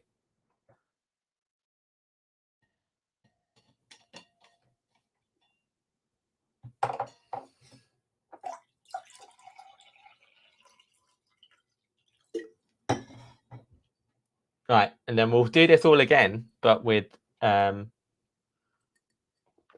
BGP. We'll see how that one works.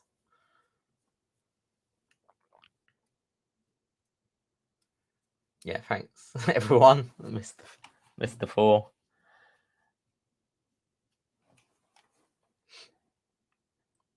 So whilst that's happening, well, let's do some setup for the BGP. So let's have a look at Kube-vip again. This is the moment where we need to go to the docs properly. Right.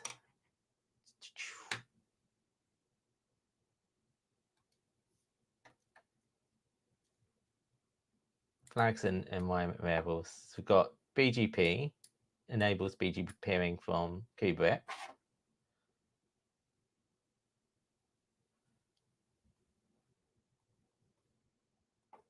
Bachanchi asks, by the way, even for this one, the Kube-vip config is with the same VIP initially. Yes, because Kube-vip is going to wait for a valid certificate and then attempt to do a leader election, and it will fail.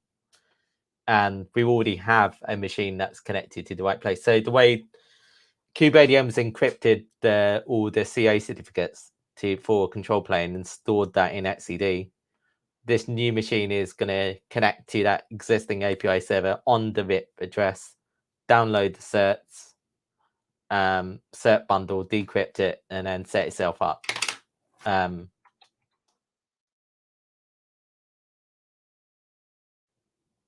Yeah, so we should. Oh yeah, I should just put that in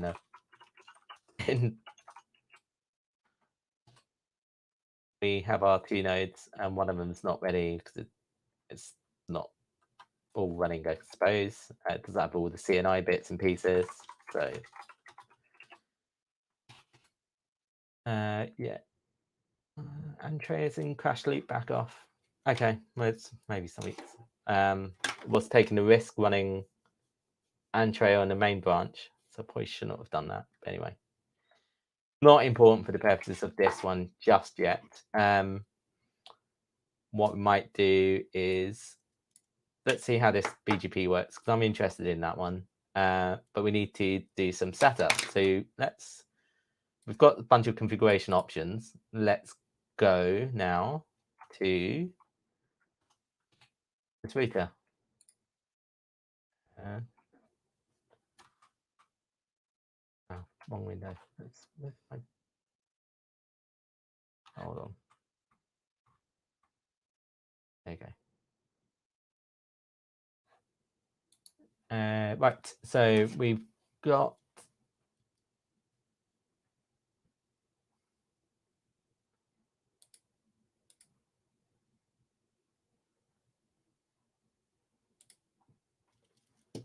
this one's going to work a bit differently. So I've done some filling around with this before, so hopefully we shouldn't be. So I don't know the full details. So we're not going to get a full example. There's still some bits of this that I don't fully understand. That you know, I really did not want my address to just pop up on the screen like that. Anyway, that's Jesus Christ. I'm just going to temporarily stop sharing because I do not want that.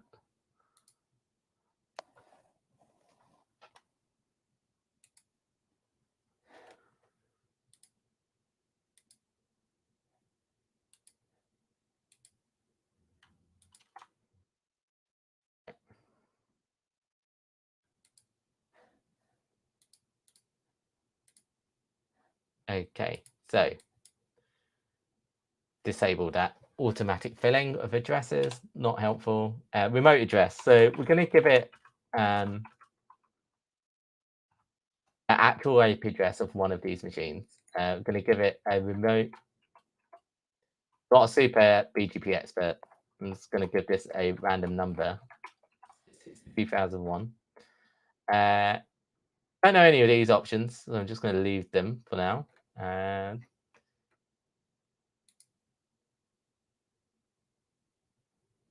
Okay, and that's active. So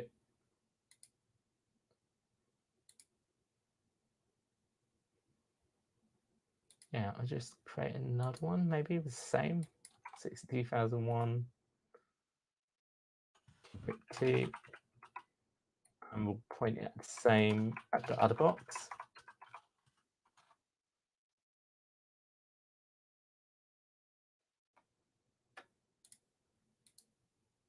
Okay, and then we've got instance in this address is 65530. So we are going to configure this thing, Kube-vip BGP. So I guess it's a B box. Flags and environment variables.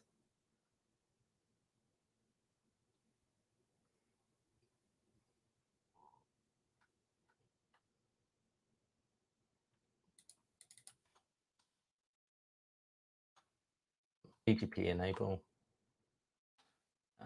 Place the source code for those.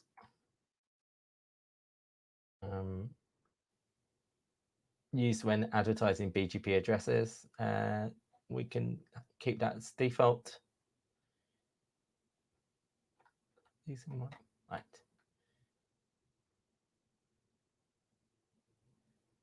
That's fine. BGP AS.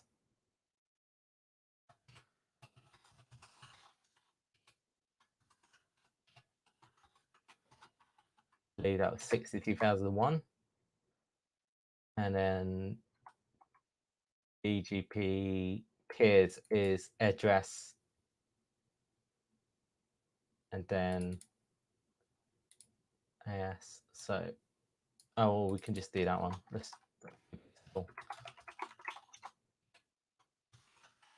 give it the router address 192.168.190.1.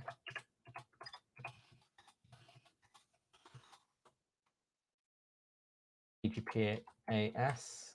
I can't remember what that was. We'll go back to the MikroTik thing.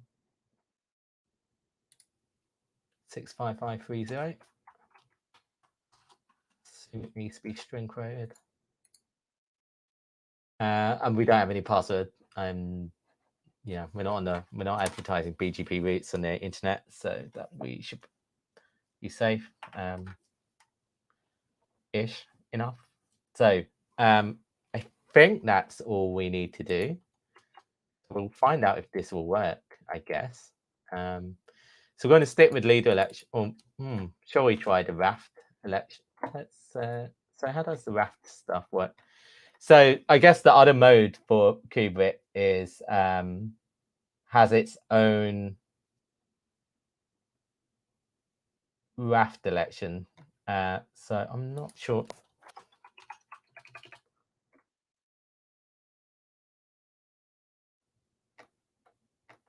Doesn't seem to be instructions at present about how to enable it. So just make everyone aware. So Dan is aware, like, some of this is not, the documentation's not all there at the moment, so we'll improve. Kube-vip's just become part of the CNCF sandbox, so it's going to improve over time. So some of the bits are missing, but we don't. So we'll skip over Raft because I don't see how to use it at the moment. So we'll stick with the Kubernetes leader election, but we will try out the BGP, as that seems to be there, and we seem to have all the bits available to do that. What we're going to do now is, with this cluster, is we're going to Kubernetes reset both of these boxes. We're going to go to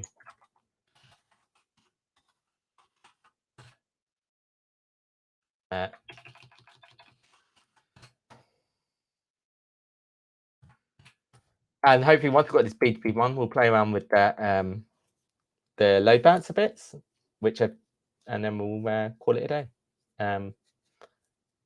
Yeah, and maybe see how this compares to Meta LB, which is something I've used in the past. I think quite a lot of people have used that for on-prem.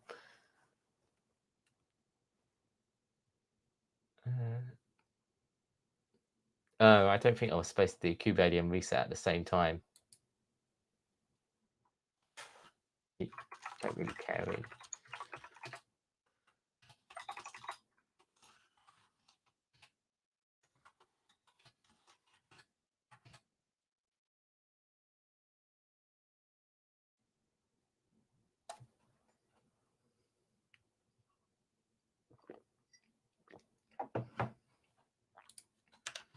Right, so we've got the, let's just drop the,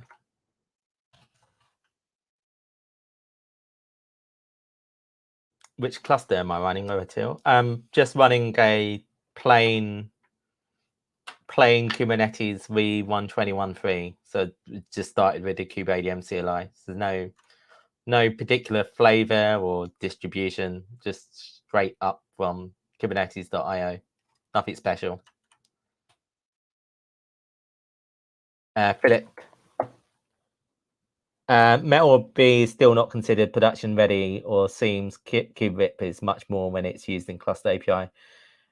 Yeah, we'll come on to that. I think that's, I don't know if MetalB's been around for longer.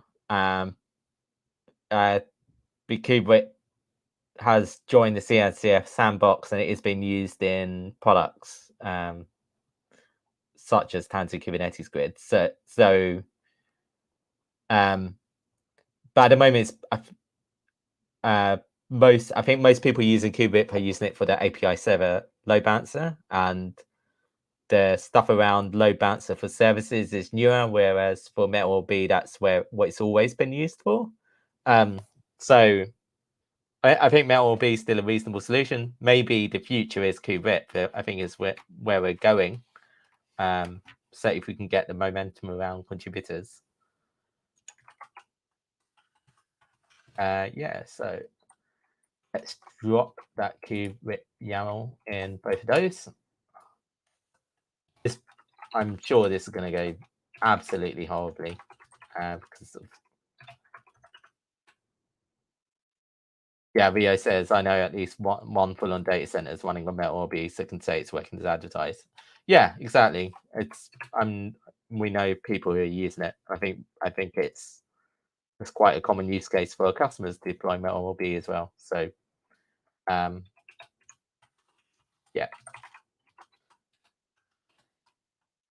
I think production ready and in the world of Kubernetes means a lot of different things to lots of different people.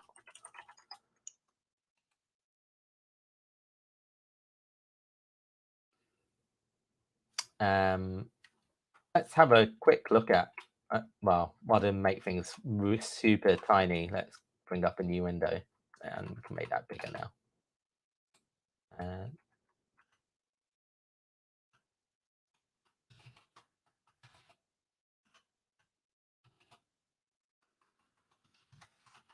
I know we're already SSH'd in, quite a couple PS.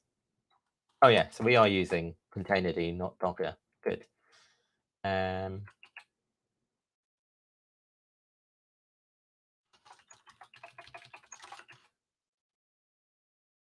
we're using both.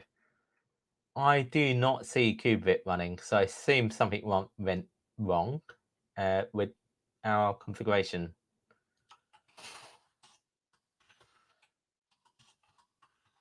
Alpha, potentially, alpha and beta versions 1 to 4 always prod ready. That's right.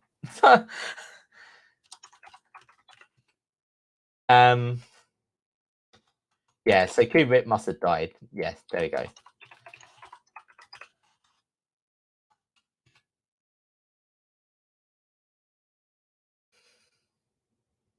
And I don't even have logs for it, which is fantastic. That's helpful. Exited immediately. Oh, and it's restarting so quickly. Great. Oh, brilliant. Fantastic. Oh, God, this is going to be fun, isn't it? Can I get logs out of this at all? Probably need to make it restart slow or something. I can see it.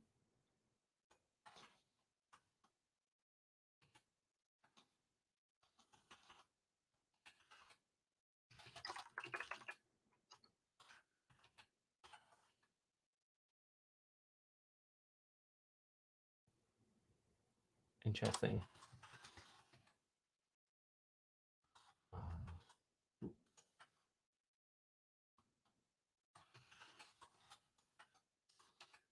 Ours Kube-vip use a data directory that we didn't blow away or something.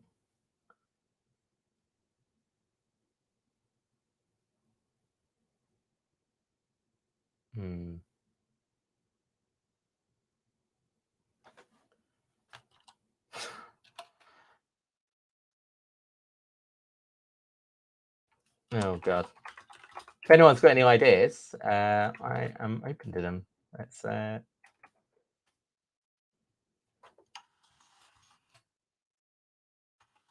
with Docker logs, it works better.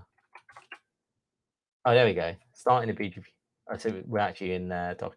Invalid router ID format. Okay, fine. Starting a BGP. Okay.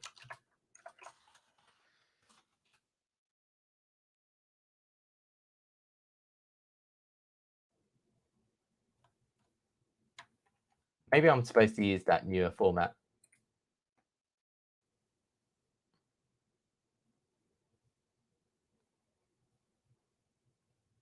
Oh, BGP router ID. So I think I need to actually encode that one.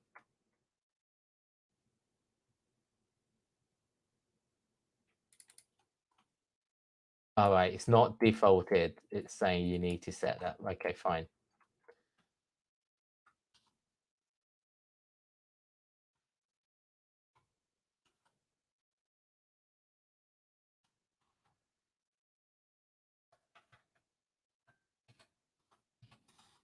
Actually, you know what? We're going to Kube-vip reset this anyway, so it's going to.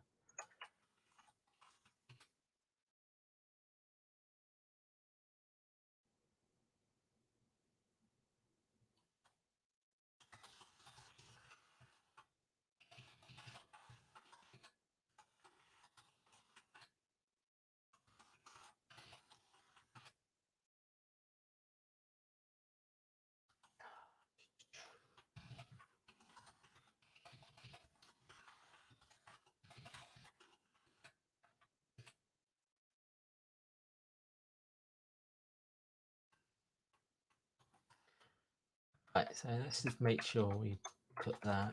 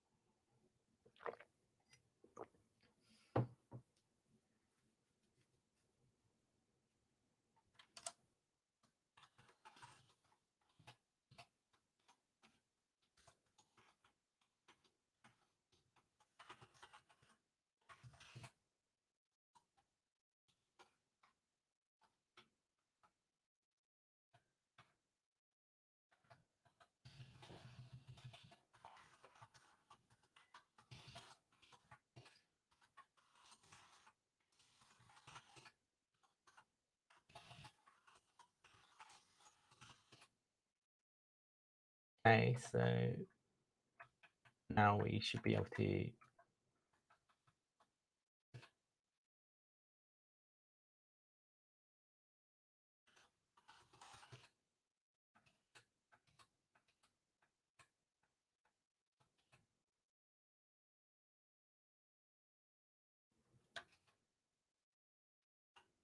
Looks like Docker Kube-vip is running at least this time, which is promising. Established. Nice. Neighbor address 191. State. So let's have a look at what's happening here. Invalid CIDR address. So something's not quite right. But it did carry on. If we forgot to give it, were we supposed to do /32 here? I wonder. What? Okay. I guess it defaulted to 32 anyway. So let's have a look. Advertisements. What have we got?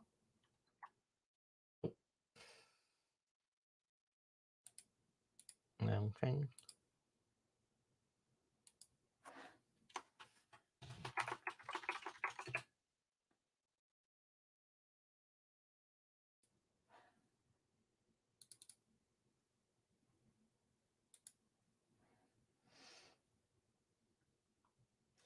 So we got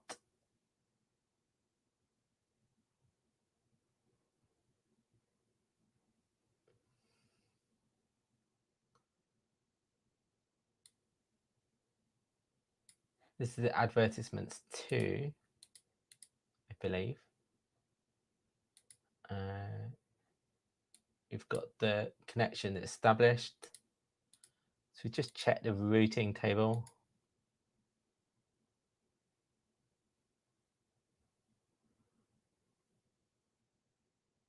Interesting.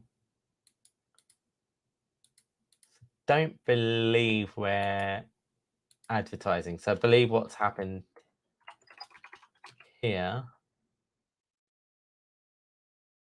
is we still got the advertisement from before. So that's why it's working. We still got the IP address that's been set here. So we haven't actually got this working.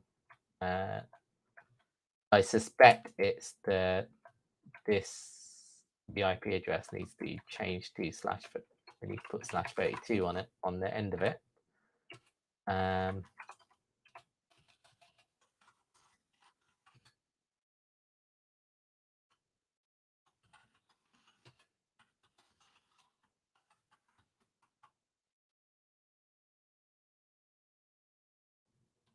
I know it did go away. I guess it adds the IP address on, but the BGP wasn't working, so we don't have the advertised route. Oh, yeah.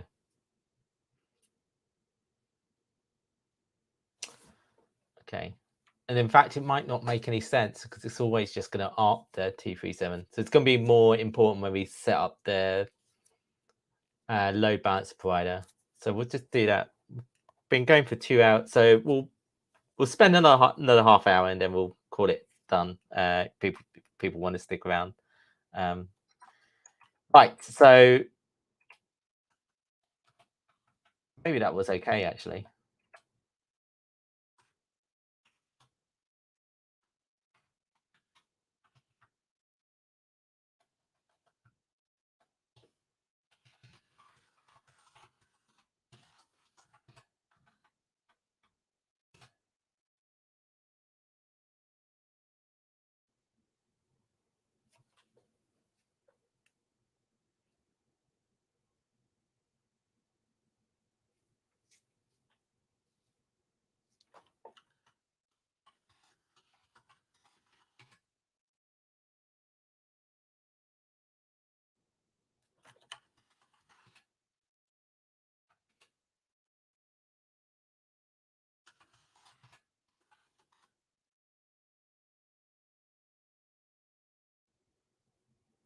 Yeah, it was actually correct the other time. So I think what we'll do is, because it's not actually going to be a good example.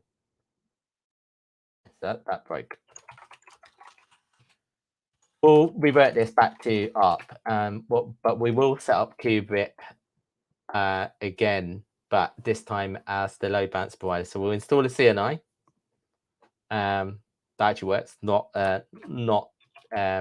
Antrea off the main branch. So we'll put a working release on, and then install Kube-vip as the daemon set on top, where it's providing these load balance services. And in that case, we will use BGP.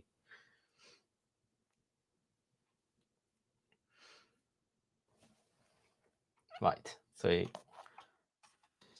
that got back to standard.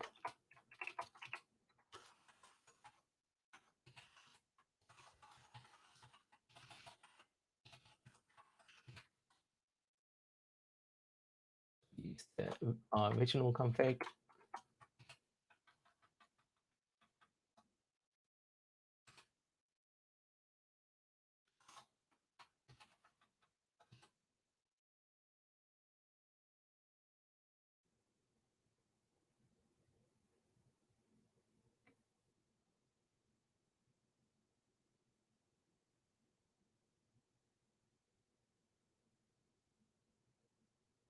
Okay, and we've got our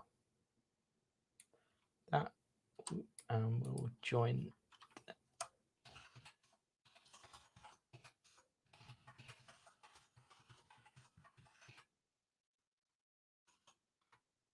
Also knock out one of these machines as well in a bit. Let's see here.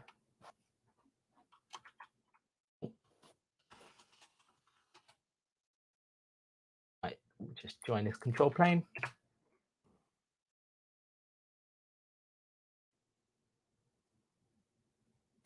And we've got to do that dance again.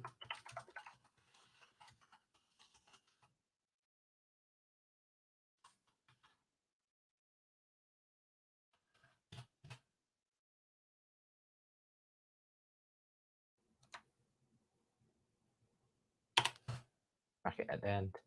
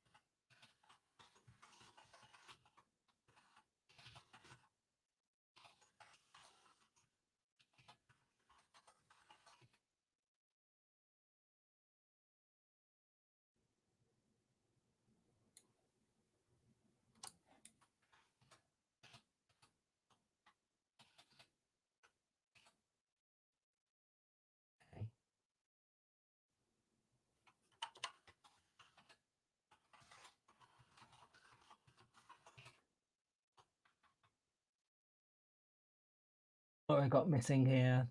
There's something.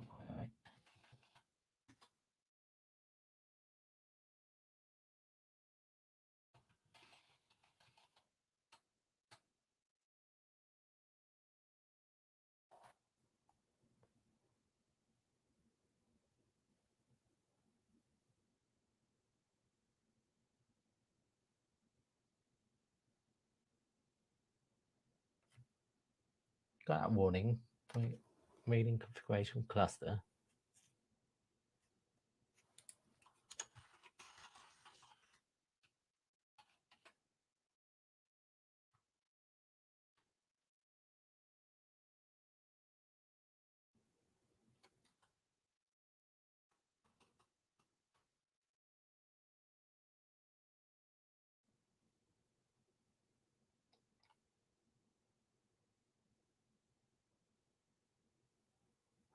Interesting.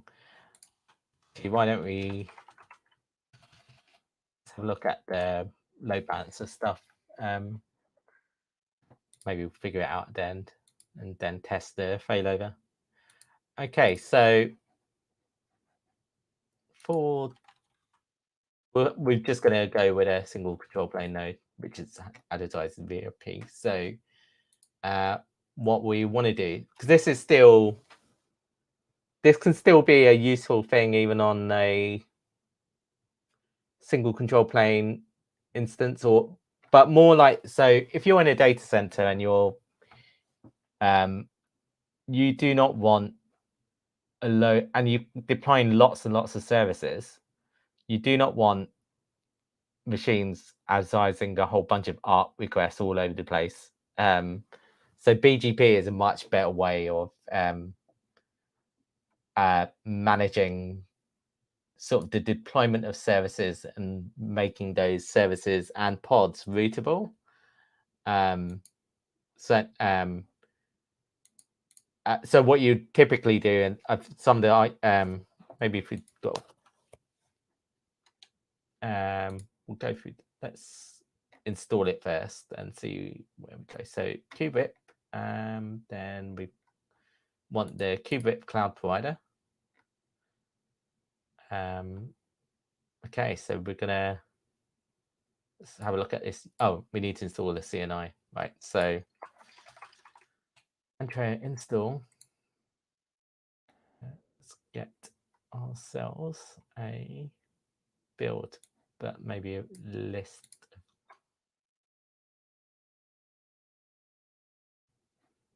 So let's take the one. So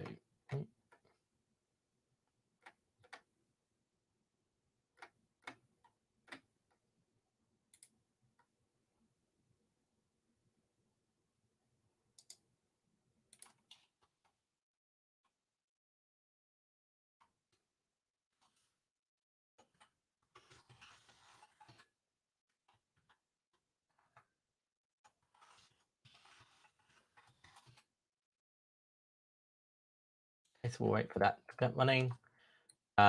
So don't just install YAML files off the internet normally. I just happen to know that one, so don't do as I say and don't do as I do, please. Right, so we've got the Kube-vip. Right, so let's have a look at this manifest, see what we get first of all. So I will do as I just said. So TGI. Okay, let's have a look. So what's it going to do? Insourcing kube system. So that's, I guess it's being considered. So they considers itself a cloud provider of sorts. I mean, there's argument to be made it should always use its own namespace rather than possibly polluting the kube system one.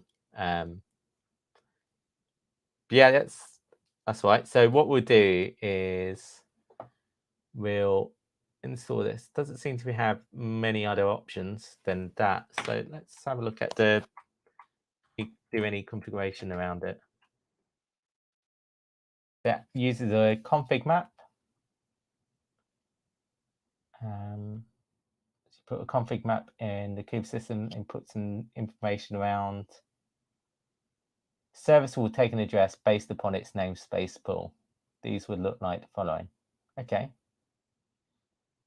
Interesting. How do we configure that? So Kube-vip Cloud Provider will only implement the load balancer functionality of the outer tree cloud provider functionality. So it's completely decoupled. Okay, interesting. Does this by updating the load from its IPAM. Right.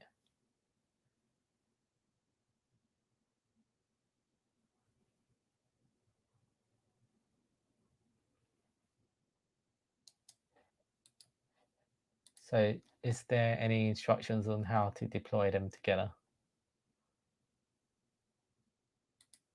Okay, here we go.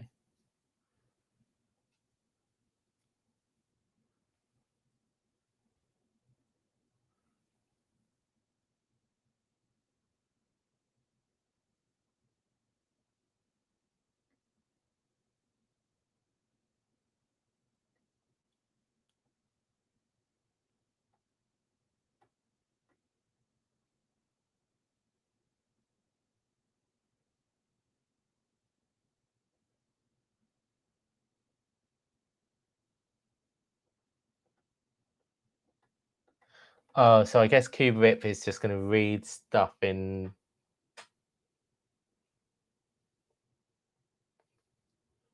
Okay, let's see how this works. So I guess it's going to use the ARP then, I suppose. Right, we'll see. Right.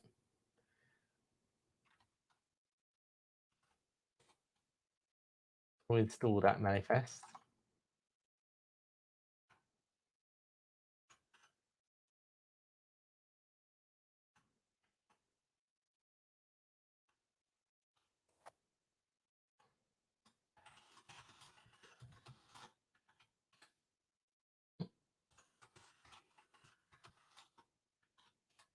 Oh. Okay.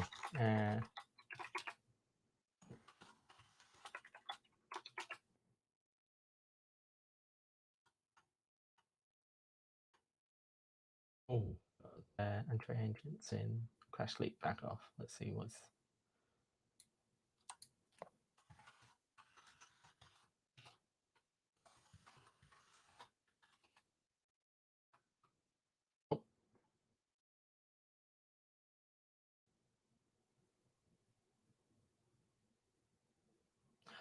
Oh yeah, that's why.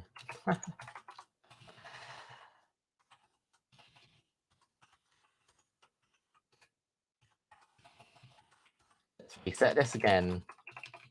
So there's another thing I've forgotten from Plus API. So we should have set the pod and service CIDRs, which we did not. So Andrea doesn't know what to use and therefore broke. So that's pretty normal. All right, so let's deploy that Kube-vip with the BGP again. So I think this is what we're supposed to do.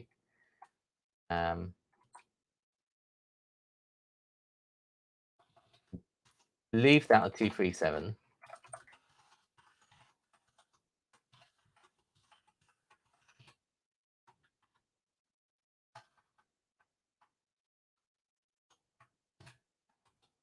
Like kubeadm pod CIDR.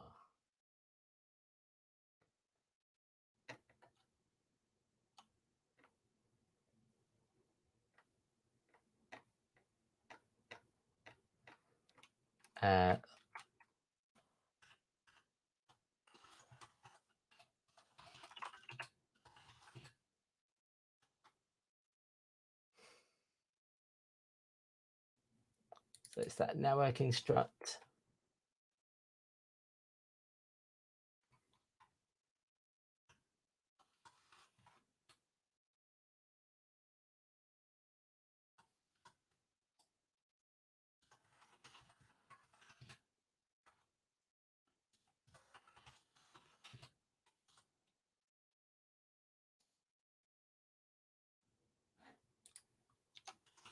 this subnet and pods. I say pod service subnet is default. Pod subnet is not. So that's what should I use?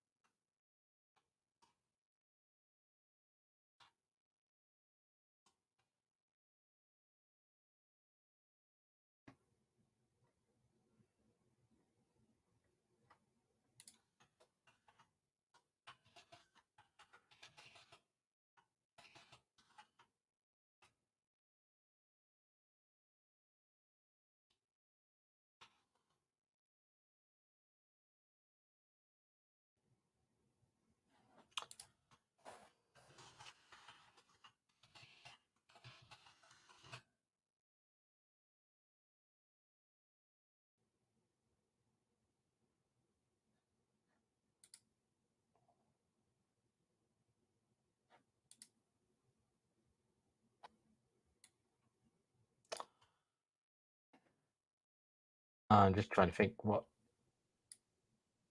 I'll use the carrier grade net one. So that's yeah,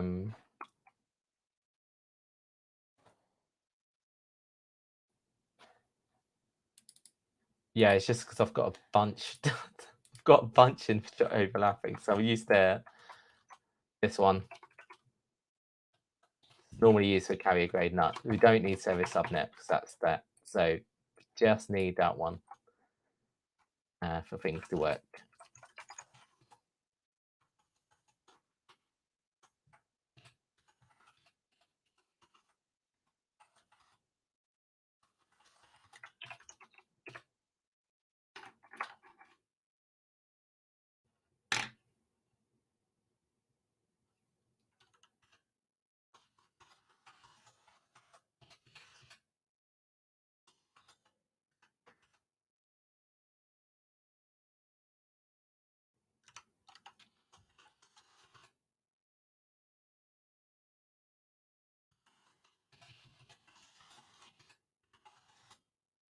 Oops.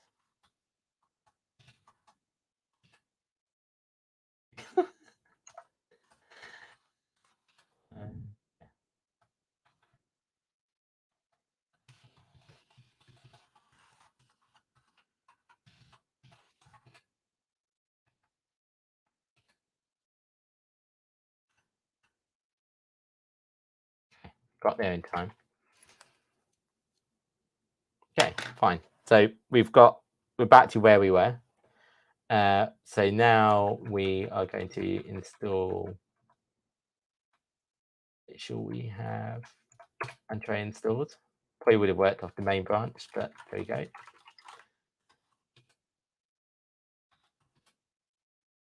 Yeah, that's much better. Okay, right, we're in business. There we go. And we will install that.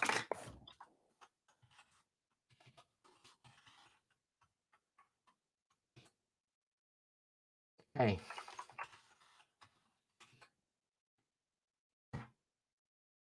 Okay, so we have, right. Yes, that Kube-vip cloud providers downloading off the internet. So let's see how this works.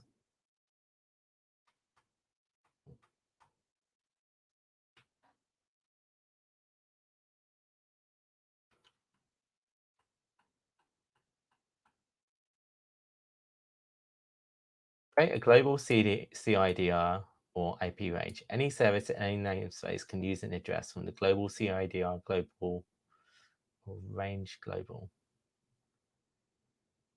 Can I? All right.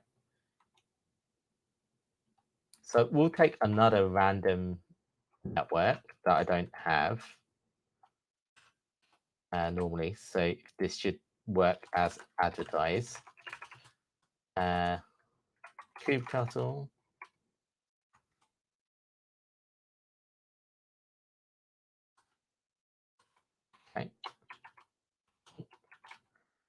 From little CIDR global, we're going to use 192.168. Random number between 1 and 254 64. Okay. Okay, so we've got a global range and it's going to be /24. So we're not going to deploy too many things.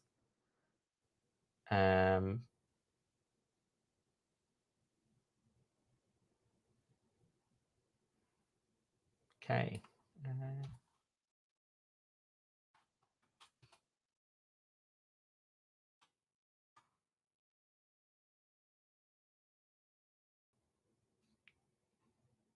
Now expose a service of type load balancer. Okay, so we'll give that a go. See what happens. Oh, we need to.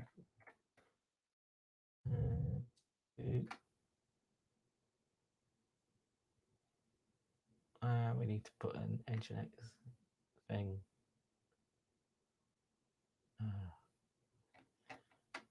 Oh.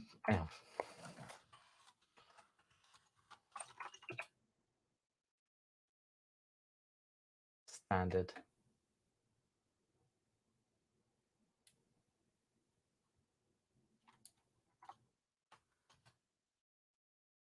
Yeah, yeah, that will do.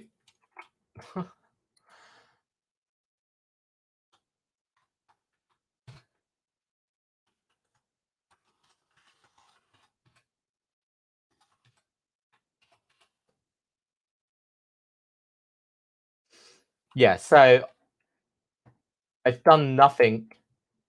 That 192.168.64 network does not exist in my network. Oh, it better not exist. I mean, I don't remember it existing. I could be terribly wrong.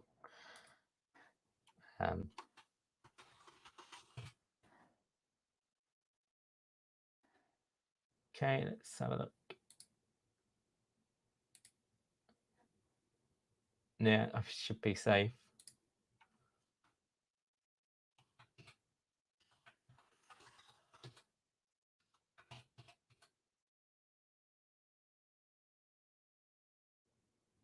Guess we're still downloading.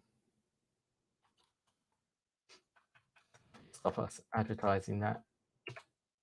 Okay, so we've got that.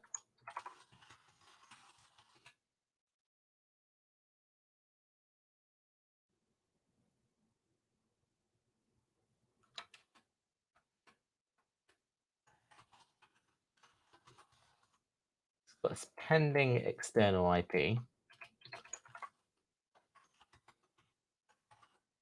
Let's see if Kube-vip cloud provider knows anything about it.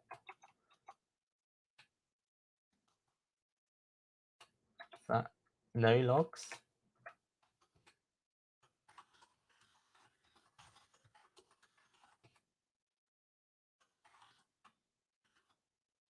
Pending?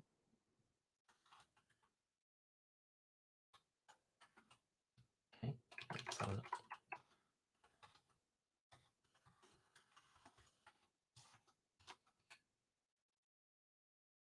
Oh, flip.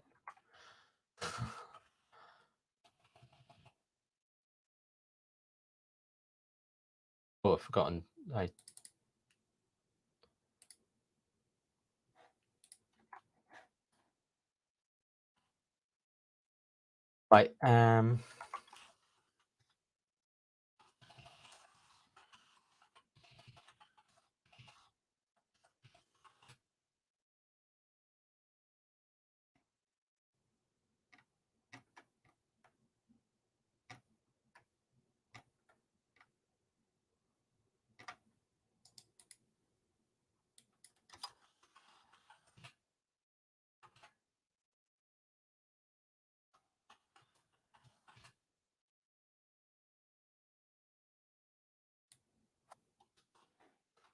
We don't need to do that.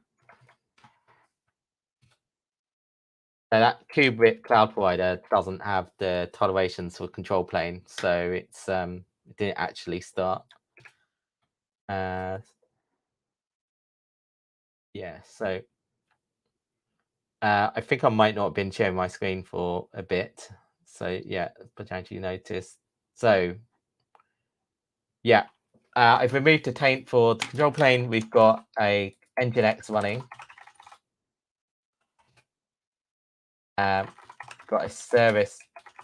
So I had put a service, but it was stuck in pending, and that was because the Kube-vip cloud provider didn't have the toleration taint.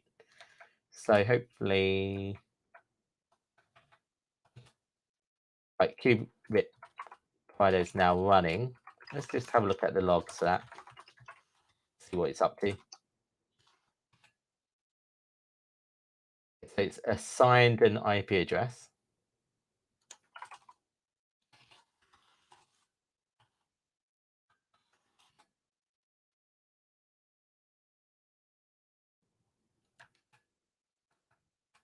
External IP still in pending. So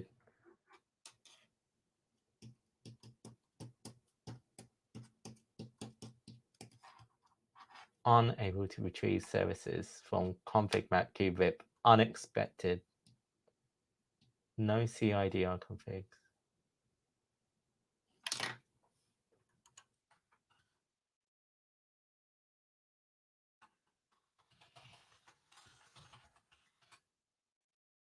All right, so it didn't exist. Okay.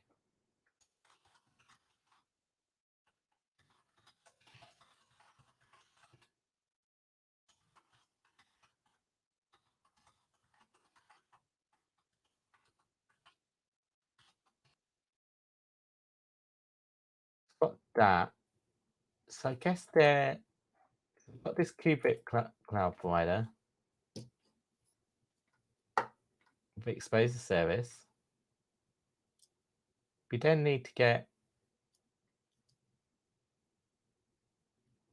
Kube-vip to actually do the work. So the way this works is Kube-vip cloud provider is creating this config map for Kube-vip to then actually do the work. So the cloud provider actually is sort of sits as a intermediator between Kubernetes and whatever is doing the actual work. So I assume that I need to give Kube-vip permissions somehow.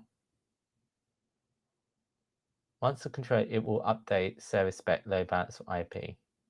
Right, okay.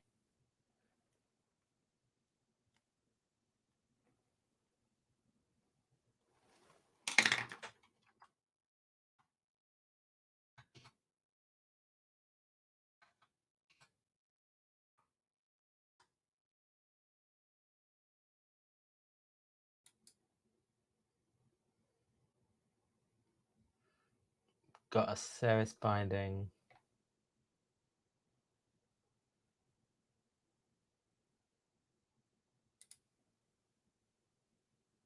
There's no service account token here or anything around permissions. So it's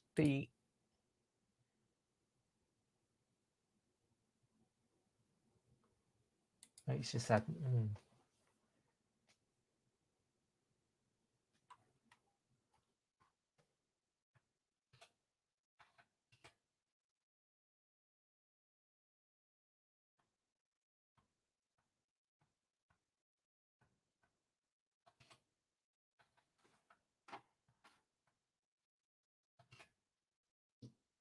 Okay, so I don't think we might call it a day. It's going for 2.5 hours. So,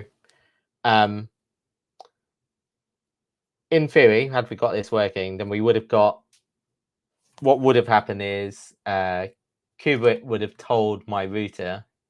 So this is the difference between ARP. So had we used ARP, the service IPs that we could advertise would have to be in the same IP address range because of this layer 2 ARP. So where I would ping a address within the same network. So in this 192.169, no, in this 192.168.192.168 address pool, my router would know to route it to this VLAN, then do a layer 2 ARP request saying who is that if I wanted to advertise a completely different network and I tried to do that with ARP, it wouldn't work because the router would have no knowledge that that network, that IP address that is in a completely different layer 3 network is contactable via the host that's running Kube-vip that knows how to route it to the pod.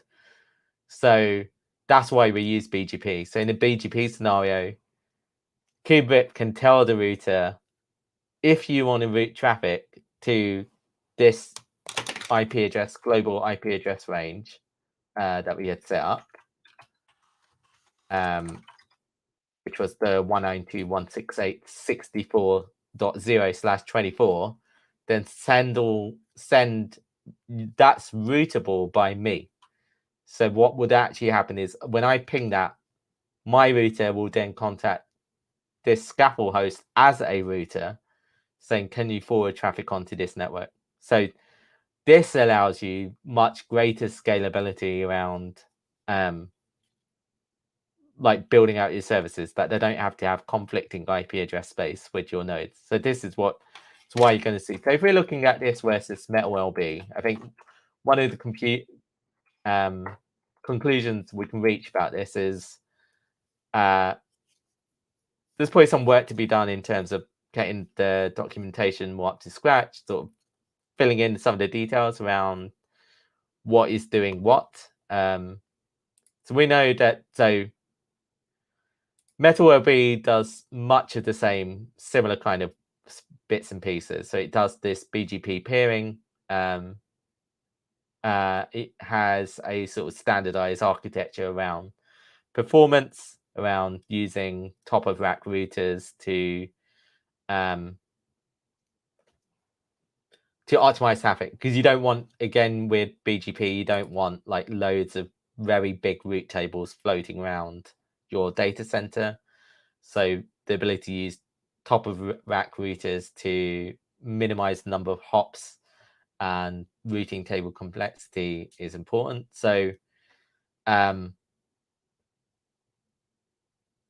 there's definitely a lot more flexibility potentially with Kube-vip, having that ARP support, having things like UPnP, DHCP support opens up the ability for these sort of small edge scenarios in a way that MetalLB is very much focused on data center. So I think over time we'll see Kube-vip come up in the equivalency. We'll see these docs improved, but yeah, we failed to get where we wanted today. But I think it's coming up to midnight for me, so I'm going to call it a day. I think thank you very much. I think it's great. Like Kube-vip, we're using it today for API server load balancers. It's a no-brainer. You want to use that today. It's the easiest way to bring up high availability control planes. In the ARP mode, it sort of just works. And in all the scenarios that you're going to want to do it through that mechanism, you're going to have layer 2 networking, so that ARP scenario works fine. So if you're in a cloud provider, you're going to use the load balancer constructs provided by those infrastructures. You're going to use network load balancers for AWS, etc. So we'll call it a day. Thanks everyone coming. I'm sure someone will be around next week. Yeah, thanks everyone. See you later. Bye.